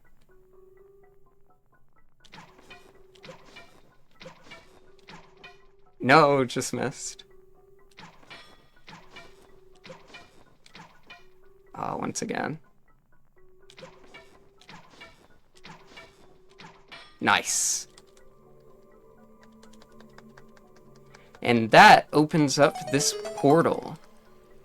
There is now a permanent portal connecting Ganon's Tower with the overworld, and this is what will let us skip the entire Triforce quest and come back here and beat the game as soon as we beat all the dungeons.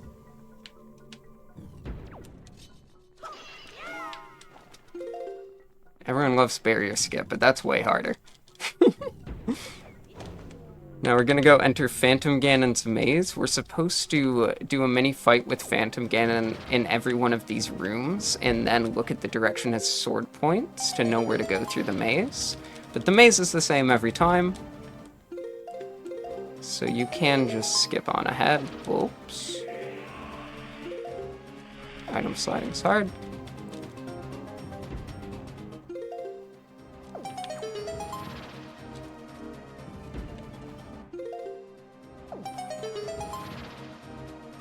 Opening the dark portal was one of 3 errands I have to do in here.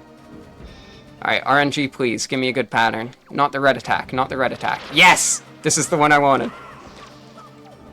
I messed it up, though. That's on me. I still got him. Huge. There is one attack that he can decide to do there that kills me pretty often.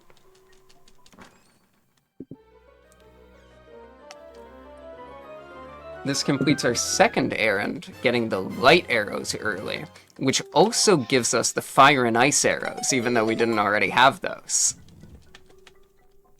So that skips a long cutscene of getting the fire and ice arrows, which would have required us to get the Ballad of Gales and Wind's Requiem.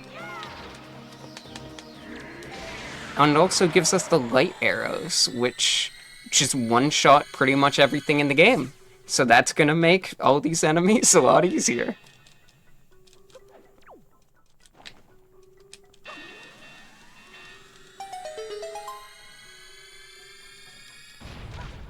Bonk. And now this is the final grand staircase leading up to the final boss sequence. Starting with Puppet Ganon. I would like to get that cutscene out of the way.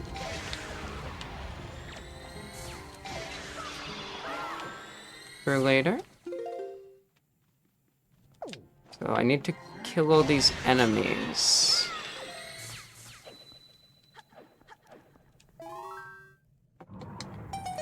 Alright, now I'm gonna try to get past this door with pause storage so that we can load the Puppet Ganon cutscene without having to watch it.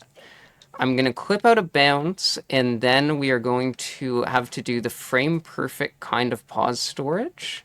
And in this particular one, it is the most punishing pause storage in the run. If I miss this frame perfect trick, we will just lose 2 minutes. No pressure.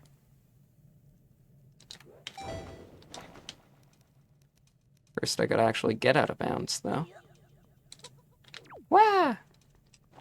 Been having this problem a lot lately. I gotta practice this part.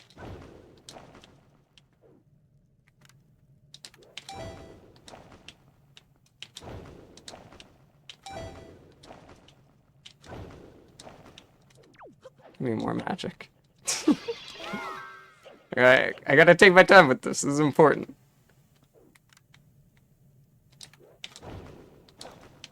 Here we are. Okay. Believe in me, chat.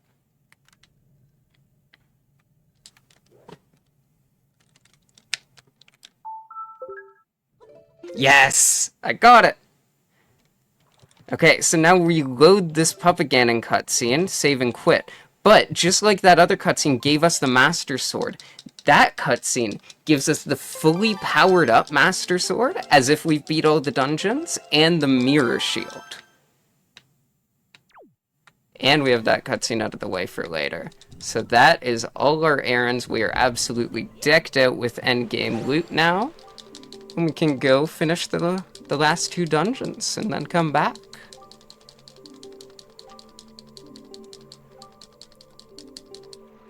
Before we can take this opportunity to remind everyone that we do have a couple bid wars going on. We have a run tomorrow morning for Peglin where we're choosing the character, and we have the bid war for the names of the Pokemon and characters in Let's Go Eevee. That one's happening later this afternoon, so make sure you get your donations in while you can. Additionally, we do have that incentive to get the Balatro seeded run coming in at $2,500. We're still just a little over $225 short of that, so make sure we get to see that one.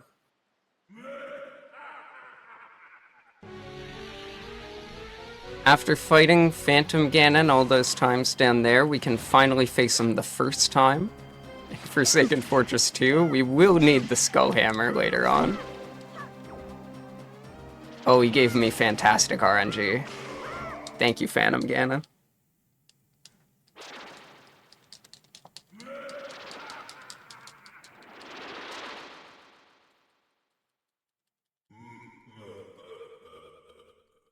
I am just shy of 3 minutes ahead of my PB right now.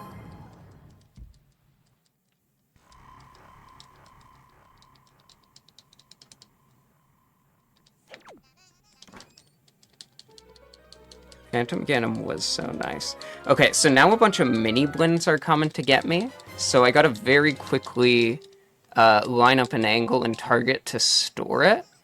There we are. Now I can jump to that angle and get out of here. I gotta go run a bunch of errands before we can do Earth Temple. First I'm going to go to Fire Mountain. And along the way on this very tricky super swim, I'm going to try to load in the Tower of the Gods so that the game can sort itself out a bit and know where I am.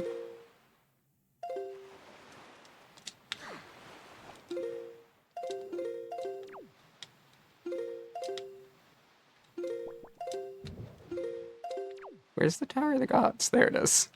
It was hiding.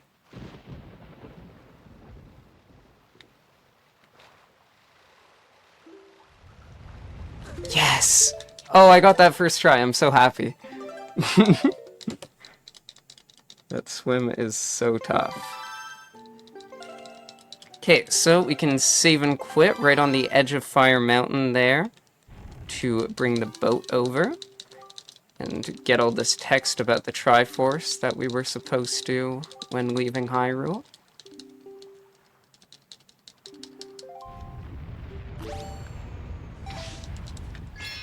I shoot that ice arrow and then immediately pull out my sail to get some extra distance here.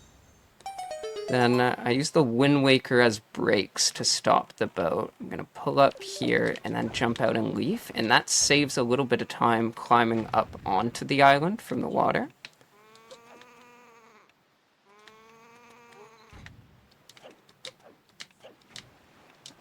Before the last two dungeons, you're supposed to get the fire and ice arrows, which we've done, the power bracelets, the iron boots, and the two god songs, the Earth God's Lyric and Wind God's Requiem, and then go pick up Medley, the Earth Sage, and bring her over.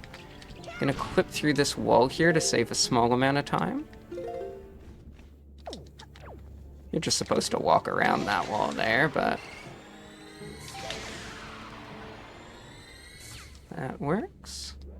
Need these power bracelets to pick up heavy objects.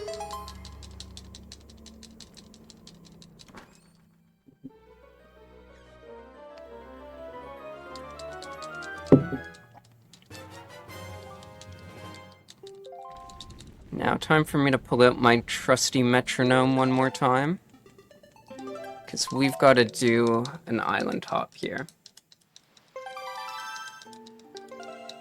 This time, I will have to manually get the right amount of speed by timing this really well, and we'll abuse Dragon Roost Island's very forgiving save warp range.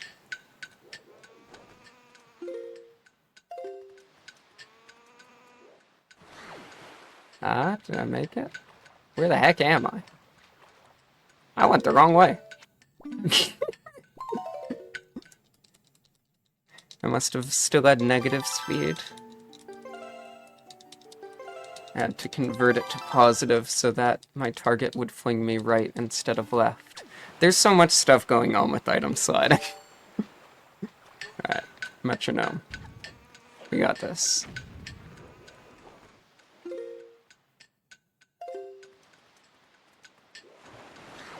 Nice, looks good. And again, we don't have business on Dragon Roost. It was just an easy place to island hop to. Now we're gonna go learn both the god songs. So I'm gonna go to Wind Temple.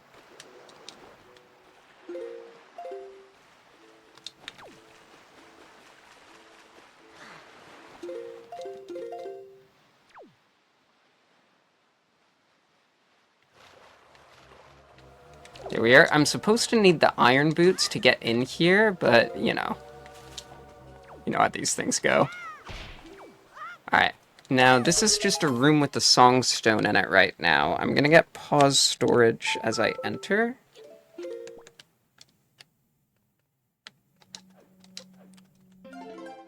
The two God songs, Stairway to Heaven and Baby Shark.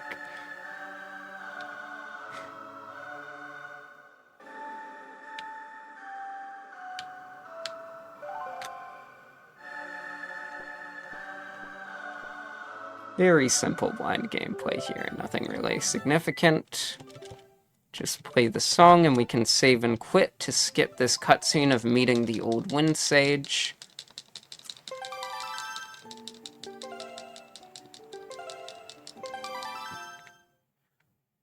Now, this is a tricky place to super swim from, but I gotta go to Earth Temple.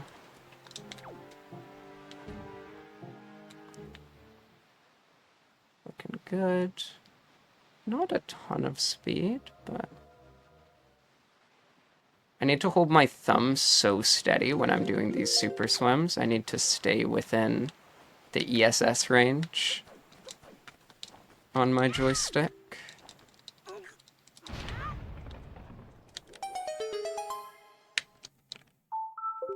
The fact that I can talk while doing it, I impress myself with. Been playing this game a while.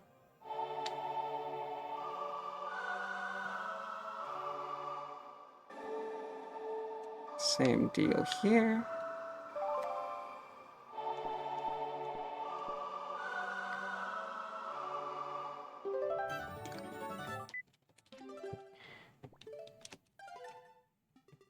So neither of those pause storage instances were complicated blind movement, but this next one is very much about to be.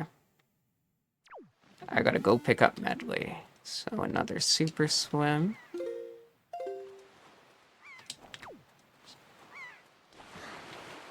It's probably for the best. I have no idea how much speed that was. Need the waves to cooperate.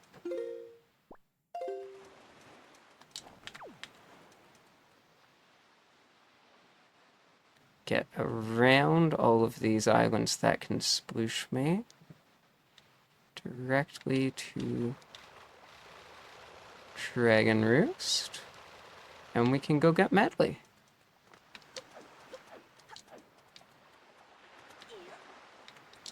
Hello, Raiders. It's good to see y'all.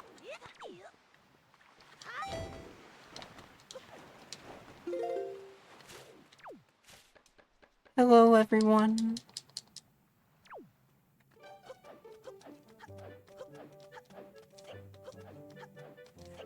Okay, so this is the craziest bit of blindfolded movement in the run. You can see here while I'm picking up magic, I gotta get over to where Medley is on that ledge over there. The hard part of this is I need to aim the grappling hook blind at one point. So, here we go.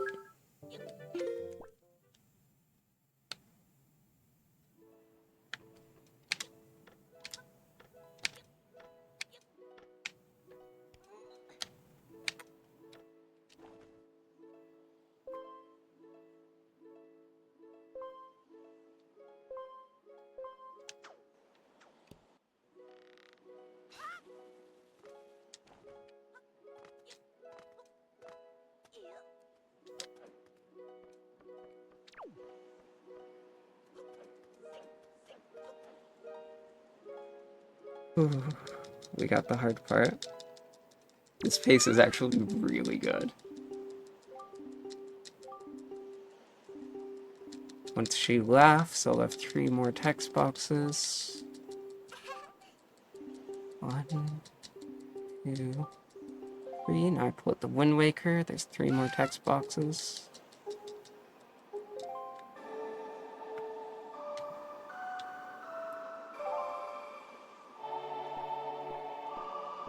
So, for those who just arrived, basically that's a glitch that blindfolds me, but lets me skip cutscenes like this one of Medley learning that she's a sage.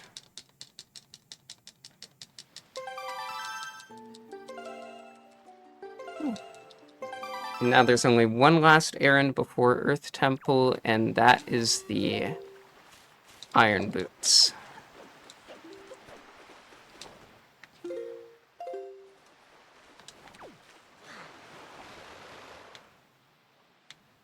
Got a not sploosh here.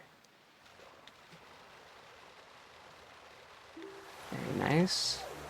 No, please. The dang boat stops me from targeting. There we are. Freeze myself there. That brings the boat over.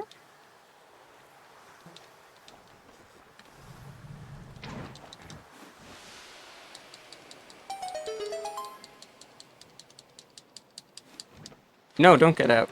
Alright, well now that I'm out, I commit, actually.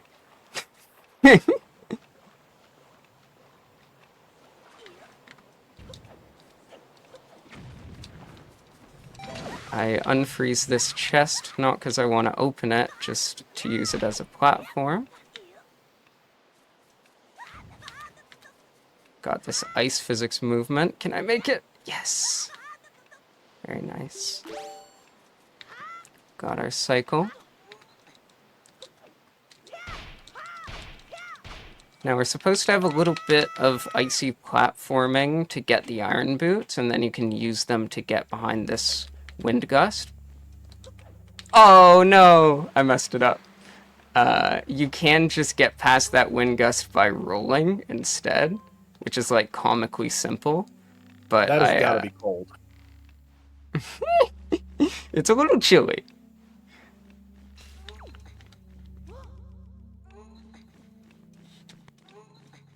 Alright, let's try that again. There we are.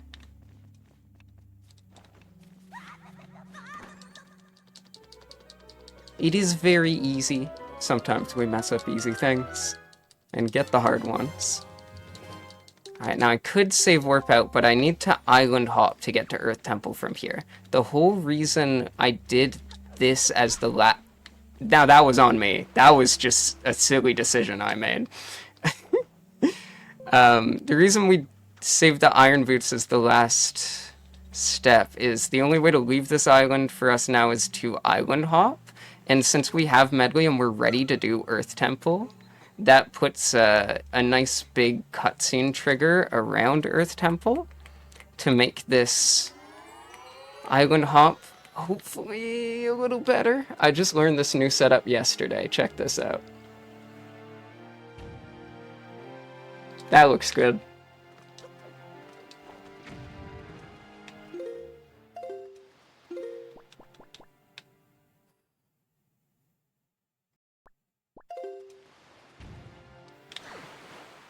Did I get it? Ooh, I didn't get it that fast, but this should get me there before I drown, and that's what's important. My angle that Link was facing was great. I didn't have the best joystick angle as I did the clip. And here we are. I'm 2 minutes ahead of PB.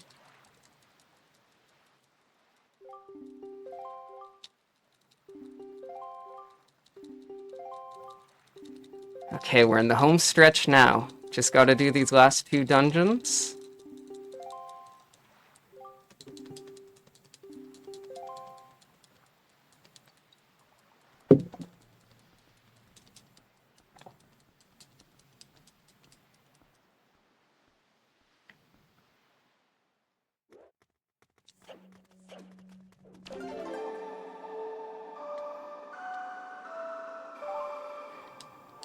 File name Medley Bees was all about Earth Temple here, where we get to be together. There's no confusion there at all.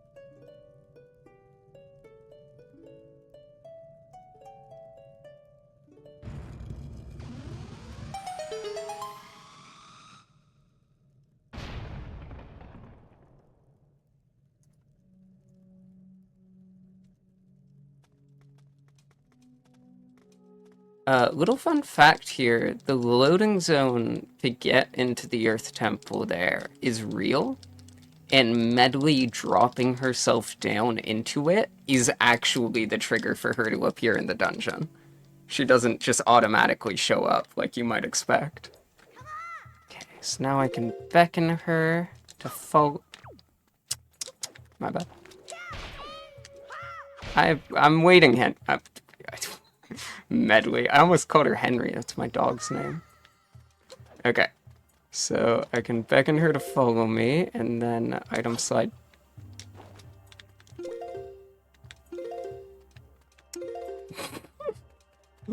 Jump myself across the room here, and she should come with me. Now I'll bring her over here. There's another strat in this room with an item slide that I hate. I feel it is not worth it. It saves like a second or two at best. And you lose so much time if you miss it. Now we actually use the command melody. For the first time in this run, we are playing a song that isn't a god song.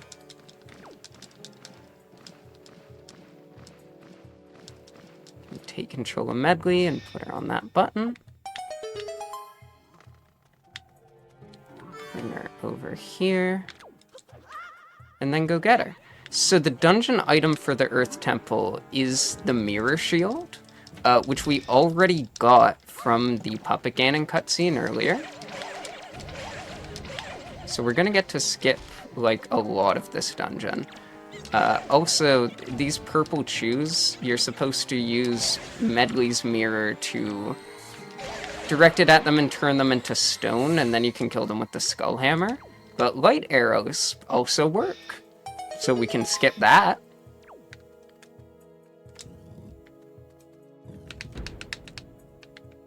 Now, this is the room where you're supposed to go off and do a bunch of other branches to get yourself the mirror shield, but since we already have it, can go right ahead and shine at this bad boy.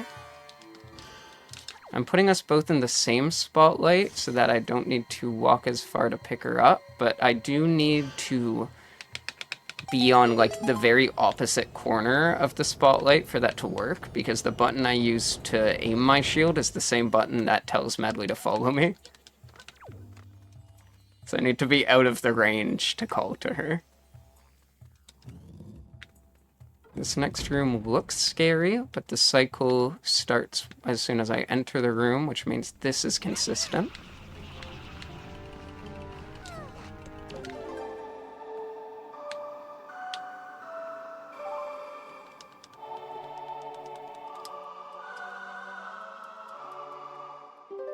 Light equals light? Who woulda knew? Yeah, it's even more convenient than that, though, because shining light on them is supposed to just make them stone and vulnerable to hammer. Only light arrows just kill them in one go. So not all light is equal? No. Now there's a few different rooms that are supposed to sort of all converge into one puzzle here, but I'm just gonna sort of disrespect all of that and go through this one side room. Figure it all out from there. Come on, Medley. So I'm supposed to just come here to turn on a spotlight and pull this mirror so that the spotlight goes into that next room. But I am going to open up that little secret window with a fire arrow. I am going to, with this light, break the statue myself. No need for more puzzles of the command melody, but now I gotta get me and Medley through this gate. So I'm gonna bring Medley right there, and now I am going to jump up into here, do a frame-perfect roll clip. I got Joy. Picked up the Joy pendant. I'm gonna do a frame-perfect clip out of bounds.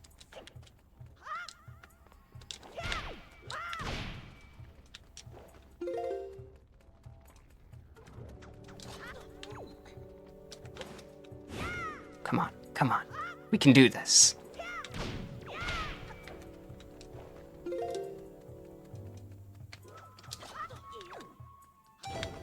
Oh, I got the right frame, but at a bad angle. What a foolish mistake.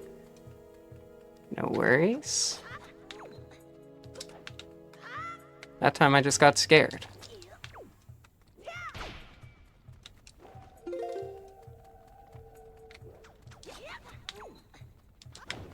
Now I've got to land in the gate. It's very important that I land inside the gate and not to either side, so that I can pick up Medley and bring her through it. And that is gate clip. And we are still a minute and a half ahead. Get some magic.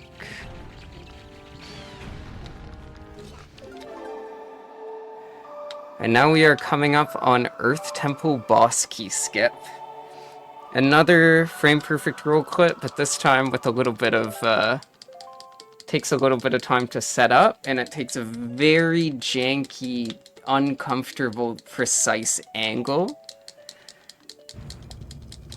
This is by far the trick I have practiced the most in this run. I spent so many hours working on getting this. I've cried tears over this trick. At this point, I don't really fear it anymore. I've played this game enough that I understand that for me, Earth Temple boss key skip is all about having the desperation. If you're on good pace, or perhaps running in a marathon, or perhaps both. Uh-oh. That was a bad example.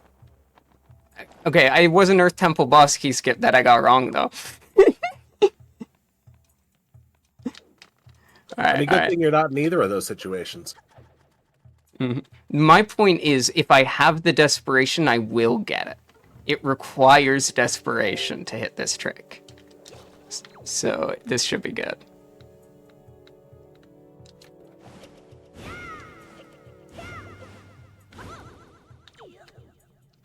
You see what I'm saying? You see what I'm saying, Echo.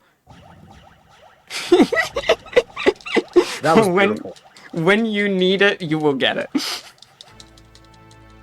Sometimes I'm on a dead run and I spend like 6 minutes there, and I'm like, that's okay. I just know that I lack the crucial ingredient of desperation. Alright, this is Jalhalla. We're supposed to shine light at him with the mirror shield to make him vulnerable. But they made light arrows also work, even though you should never be able to have them against him. Thank you for that, Easter egg devs. Now we gotta kill a bunch of these little ghosts. Uh-oh. Nice. Once we get 5, it'll reset.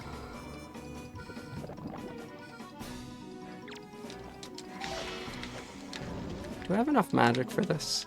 I do.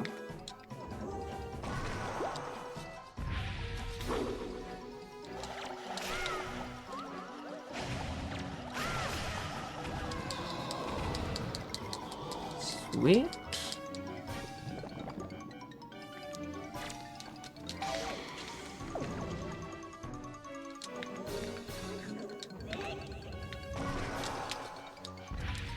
So now this is the scariest phase, because I can't let any of them live. Nice. Okay, so way earlier in the run, I made an allusion to this route just barely working. Here's that. When we loaded the Puppet Ganon cutscene, the same thing that gave us the Mirror Shield, it gave us the fully powered up Master Sword, as if we have beat the last dungeon. But we need Makar's help for Wind Temple, and his cue that he looks for to know that he should help us with Wind Temple is the sword being at half power, which this cutscene is supposed to do. And it does bring my sword to half power. This cutscene will thankfully downgrade my sword from full power to half power until I save and quit. And that's very important. That means that if I save and quit at any point between now and when I am done with Makar, my run becomes uncompletable. literally, you can't do it. Makar will never come back. This is the only chance I have to have Makar. We're about to do a few very difficult super swims that are going to be extra punishing. If I make one little mistake in these super swims, then PB's dead. But if I nail these super swims, then chat, we can't know until it happens, but it's possible that this PB's. How about this? If you PB this run, we get a $5 train in chat. How's that sound? Ooh. Deal? Deal. I mean, I'm down. We'll see, though. It takes RNG as well as skill, but we'll get to that later. Right now, we just gotta deal with what's in front of us, and what's in front of us is a couple very punishing super swims. Because I am not allowed to save and quit.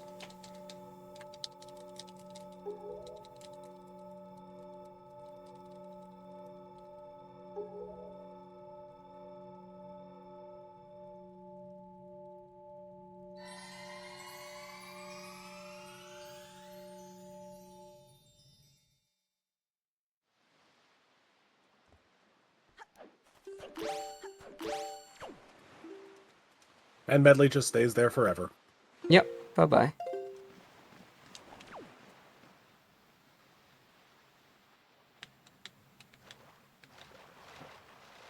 There was a whole cutscene about her coming to terms with that, but we skipped it.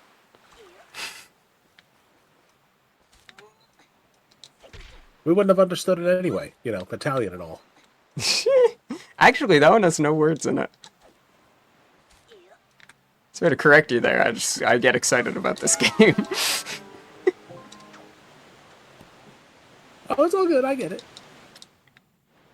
Yeah, it's true, we do see her in the credits cutscene. She isn't there forever. But she's there until we slay Ganondorf. So we'll have to get on that pretty quick, just for her.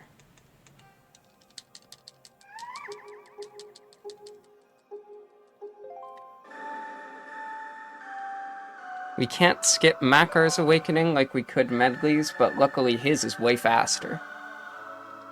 He just kind of gets to the point and gets down with this ghost.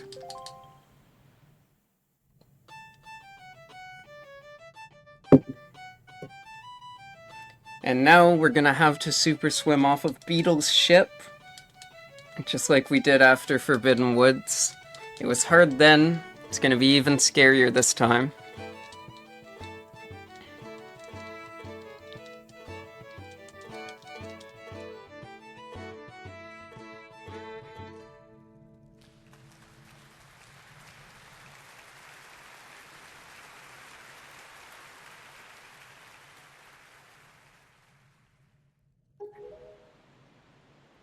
Don't think, bees. Just do it. You know how this works. You got this. Thank you. Right now, Beetle is frozen in place. I need him to move his ship slightly forward, so I gotta get in and leave his boat to reset the room, so that I can get him to move.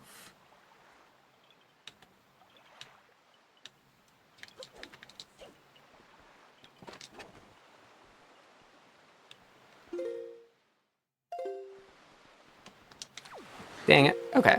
So I would love to be able to save and quit here after getting too much speed and clipping through the island, but I cannot, so I'm gonna have to go chase down Beetle.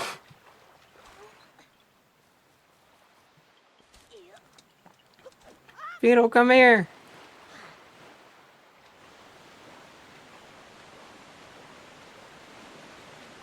This is the punishment I was talking about. But that's alright.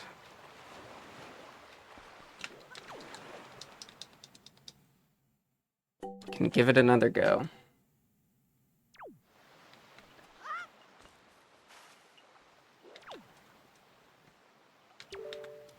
That's not what I wanted. I did not move Beetle the amount I wanted, because I wanted to roll back forward to stop him, but I accidentally talked to the boat.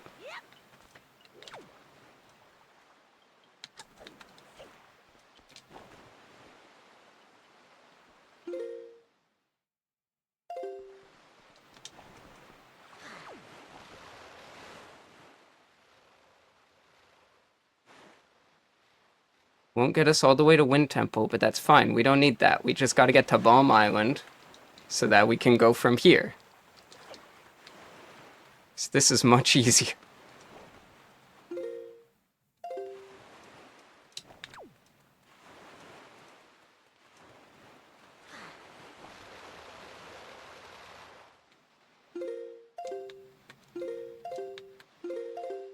There it is. Chat, we're still ahead. Not by much, but we are.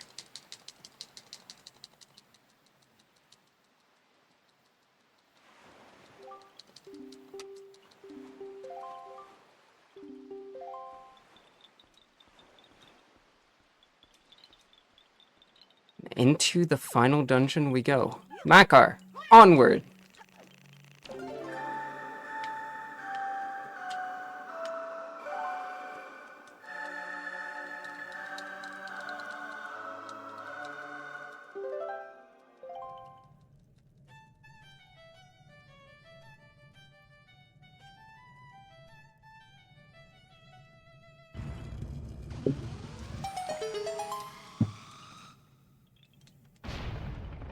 I'm so ready.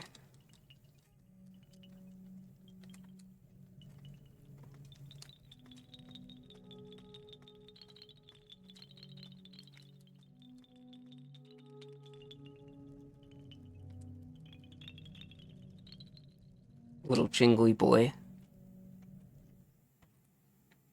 Okay, Wind Temple. Beckon him. Go through here.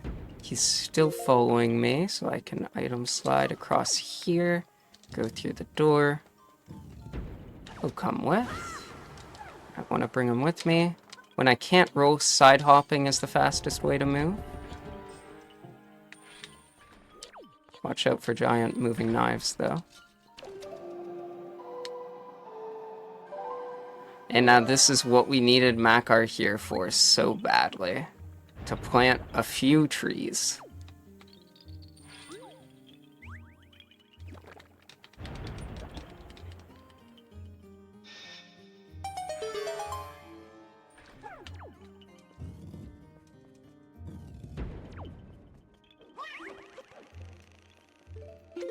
I'm going to switch over to the gamepad again.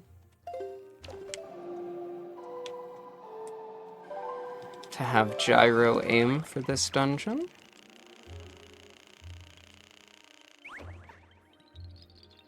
Bring Makar all the way up here to plant this top tree. That opens the door I need to go through. And there we are. Makar's purpose has been served. Bye-bye. See ya. He's going to jail. I'm supposed to save him. I'm not gonna. Okay, so now the biggest sequence break in this dungeon isn't even really a glitch. You can just snipe the wood on top of this warp pot from over here.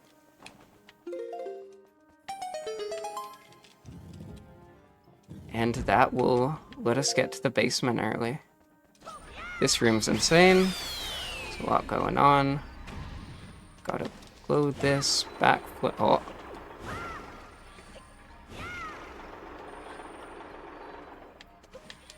Load this, Come on, cool backflip. There we are. Now I want to get behind this song stone, but I don't have Makar with me. So I will need to get on top of this door frame.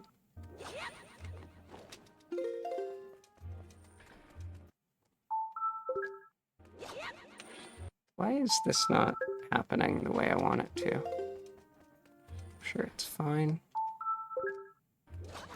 Here we are. Do a frame perfect roll clip here.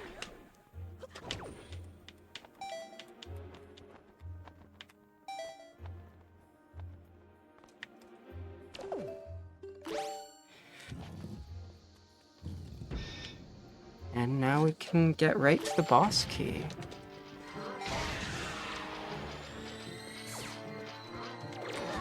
Oh no. Got him.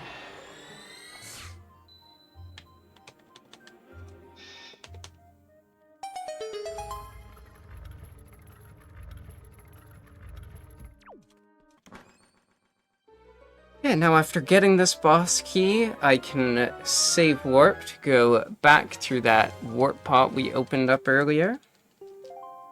Saving and quitting will restore our Master Sword to full power and make Makar think we've already beat the dungeon. But that's fine, we don't need him anymore. Okay, you had me scared there for a second.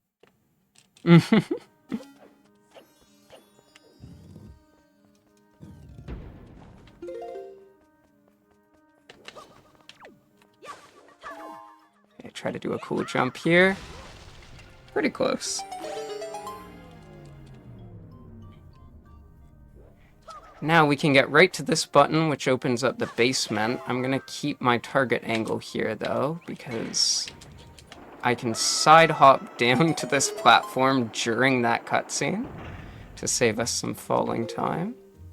And now, I want to go get the hook shot, land on top of this door, do another frame perfect roll clip to skip having to use a small key to get in here.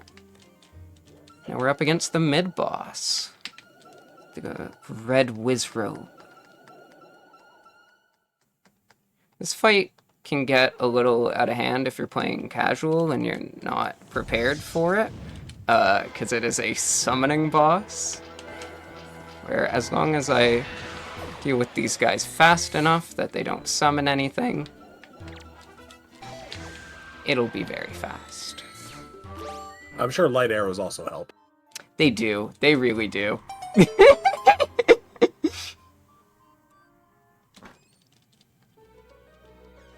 You want to know something crazy, Echo? Go for it. I'm still ahead of PB. No way.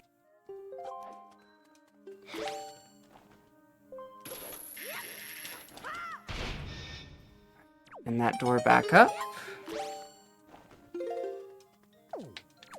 Now, I'm gonna go get the small key that I was supposed to use to open that door. Oh, the keys are interchangeable, luckily. This room has a whole bunch of puzzles and monsters down below there, but I can use a bomb boost to skip it all. Which happens to very conveniently lower the spikes, just for opening the chest. Now for the silliest out of bounds clip in the whole run. We've seen so many complicated glitches. You can hookshot there, and you're out of bounds. That is everything to it. That just works. Alright, now we gotta get to the top of this room. Press a switch with the iron boots. I am so glad those walls are only one-sided.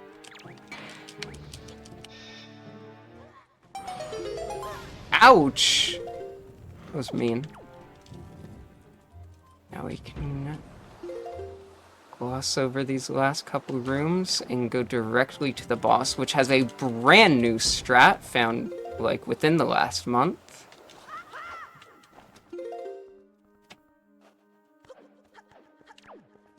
Ooh, new tech. I like it. So, Makar thinks we've already beat the dungeon. So here he is. He's playing his little tune. Now, Mulgara's supposed to have 4 cycles. We're gonna 1-cycle her, hopefully. There was an old, very difficult 1-cycle known about for a while, but we just found another version, which is way more consistent. Let's see if I get it. The idea is once she takes 3 instances of damage, she's going to recoil and then do an attack before she gets ready for the next phase. But I'm going to try to hook shot her tongue out of her mouth while she's recoiling from one phase to skip directly to the next.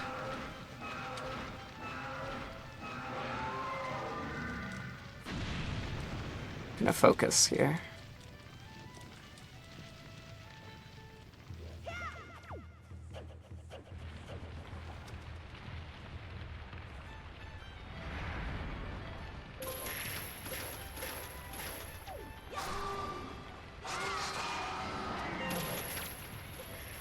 Got one.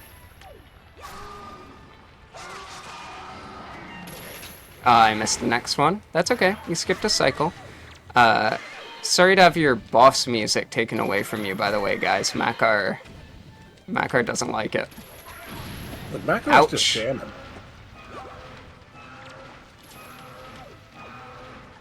That's fine. Mulgara does 2 hearts of damage, so that basically didn't hurt. I still have 2 hits from her. Sorry, someone's vacuuming upstairs. Sorry if that's coming through.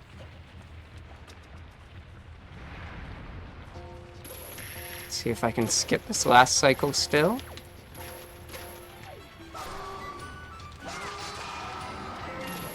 I can!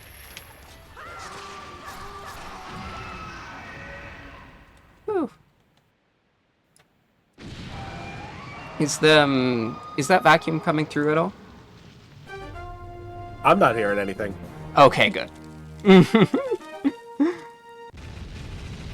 Fantastic. Alright, there's just 1 super swim left, and then the hands of RNG.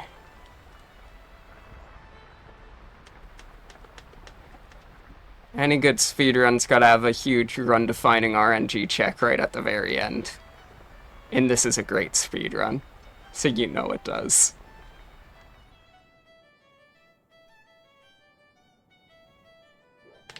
Hopefully you don't get marathon luck. Hey, it'll be funny.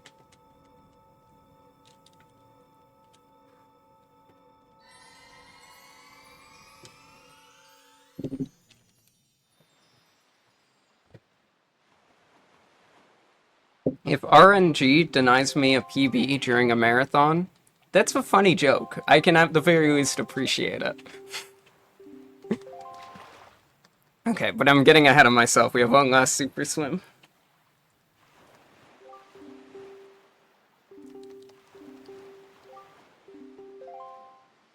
So I'm gonna switch back to the Pro Controller.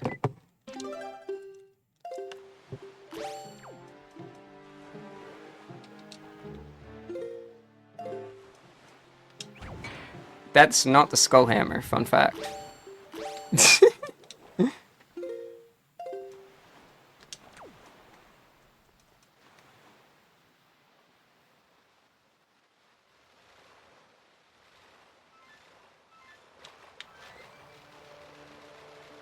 I pull out the skull hammer to stop charging more speed when I'm item sliding. Okay, so now there's a cutscene of entering Forsaken Fortress 2 that I never loaded when I came here earlier. But I'm gonna load it now because it brings the boat here really quickly.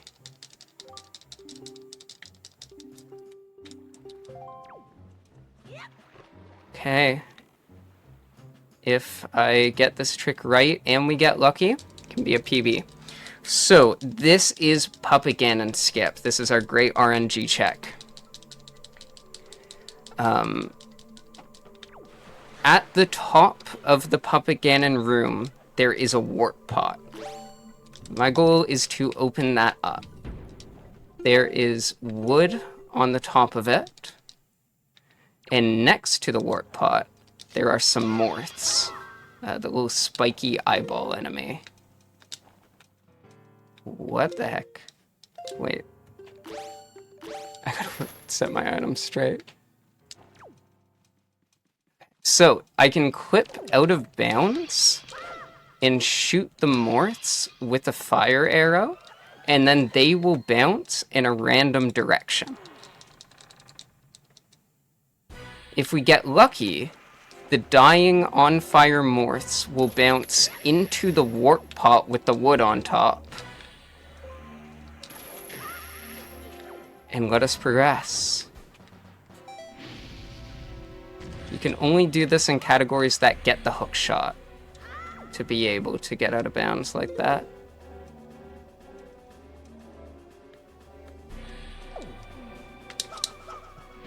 Okay, wind up my spot.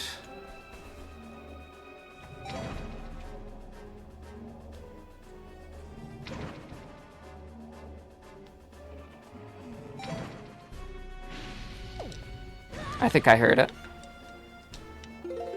There's an audio cue for if I hit the morph. Hopefully I didn't hallucinate that one.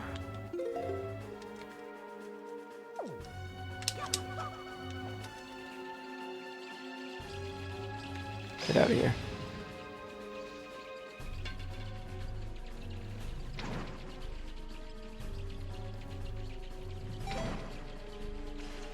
Got it. Okay, 38% chance that this warp pod is now open.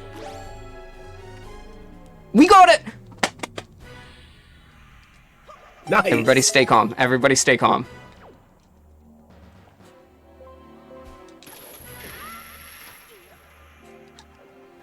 Okay.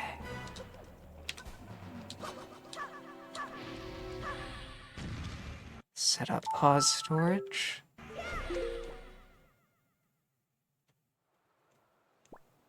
Now we can skip this cutscene. Sorry, no ways. And unless I die to Ganondorf, which is a real thing that might happen, but if I don't, then this will be a new PB for bees. A new top 10 time. Because I am number 9.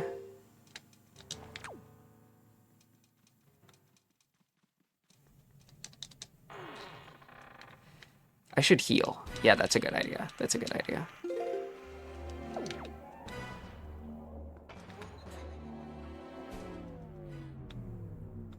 There's a fairy in the pot right here. I'm gonna eat that. Oh, it's this one. Alright, great. Fairy, I need you. Listen up. Alright. Ganondorf fight has 3 phases. That was quite something. Ganondorf himself has 2 hitboxes. I'm gonna set up something here, so hopefully I can hit both of them. Talk to Zelda to make her shoot a light arrow really quickly. Hopefully, yes, that ends that phase. Now, can we get the 1 cycle on the 2nd phase? Let's find out. I just need to do a bunch of damage to this guy. Oh, I missed it. That's okay. We just hit him again.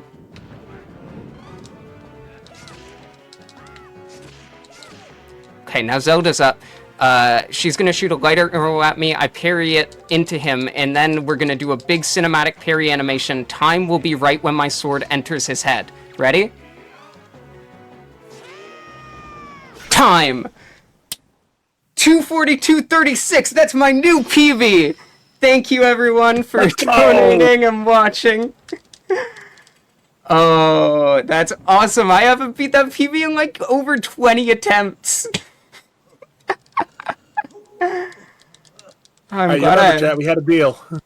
$5 train. Hand them over.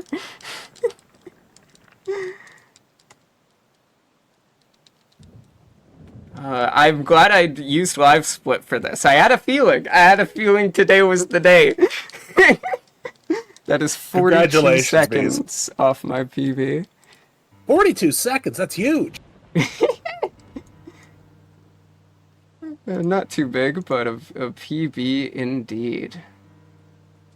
So, Bees, where can people find you if they want more of this? You can find me on twitch.tv/supportgaybees and supportgaybees on Blue Sky as well if you want to watch some speedrunning. If you want to see some like Lethal Company funny videos, check out Goofing on the Game Low on YouTube. You can find me there. Thank you all so much for having me. It's such an honor to run this game in a marathon. I used to watch people do this in marathons back when I was a little kid, like 12 years ago. It's so cool to be the one on this end.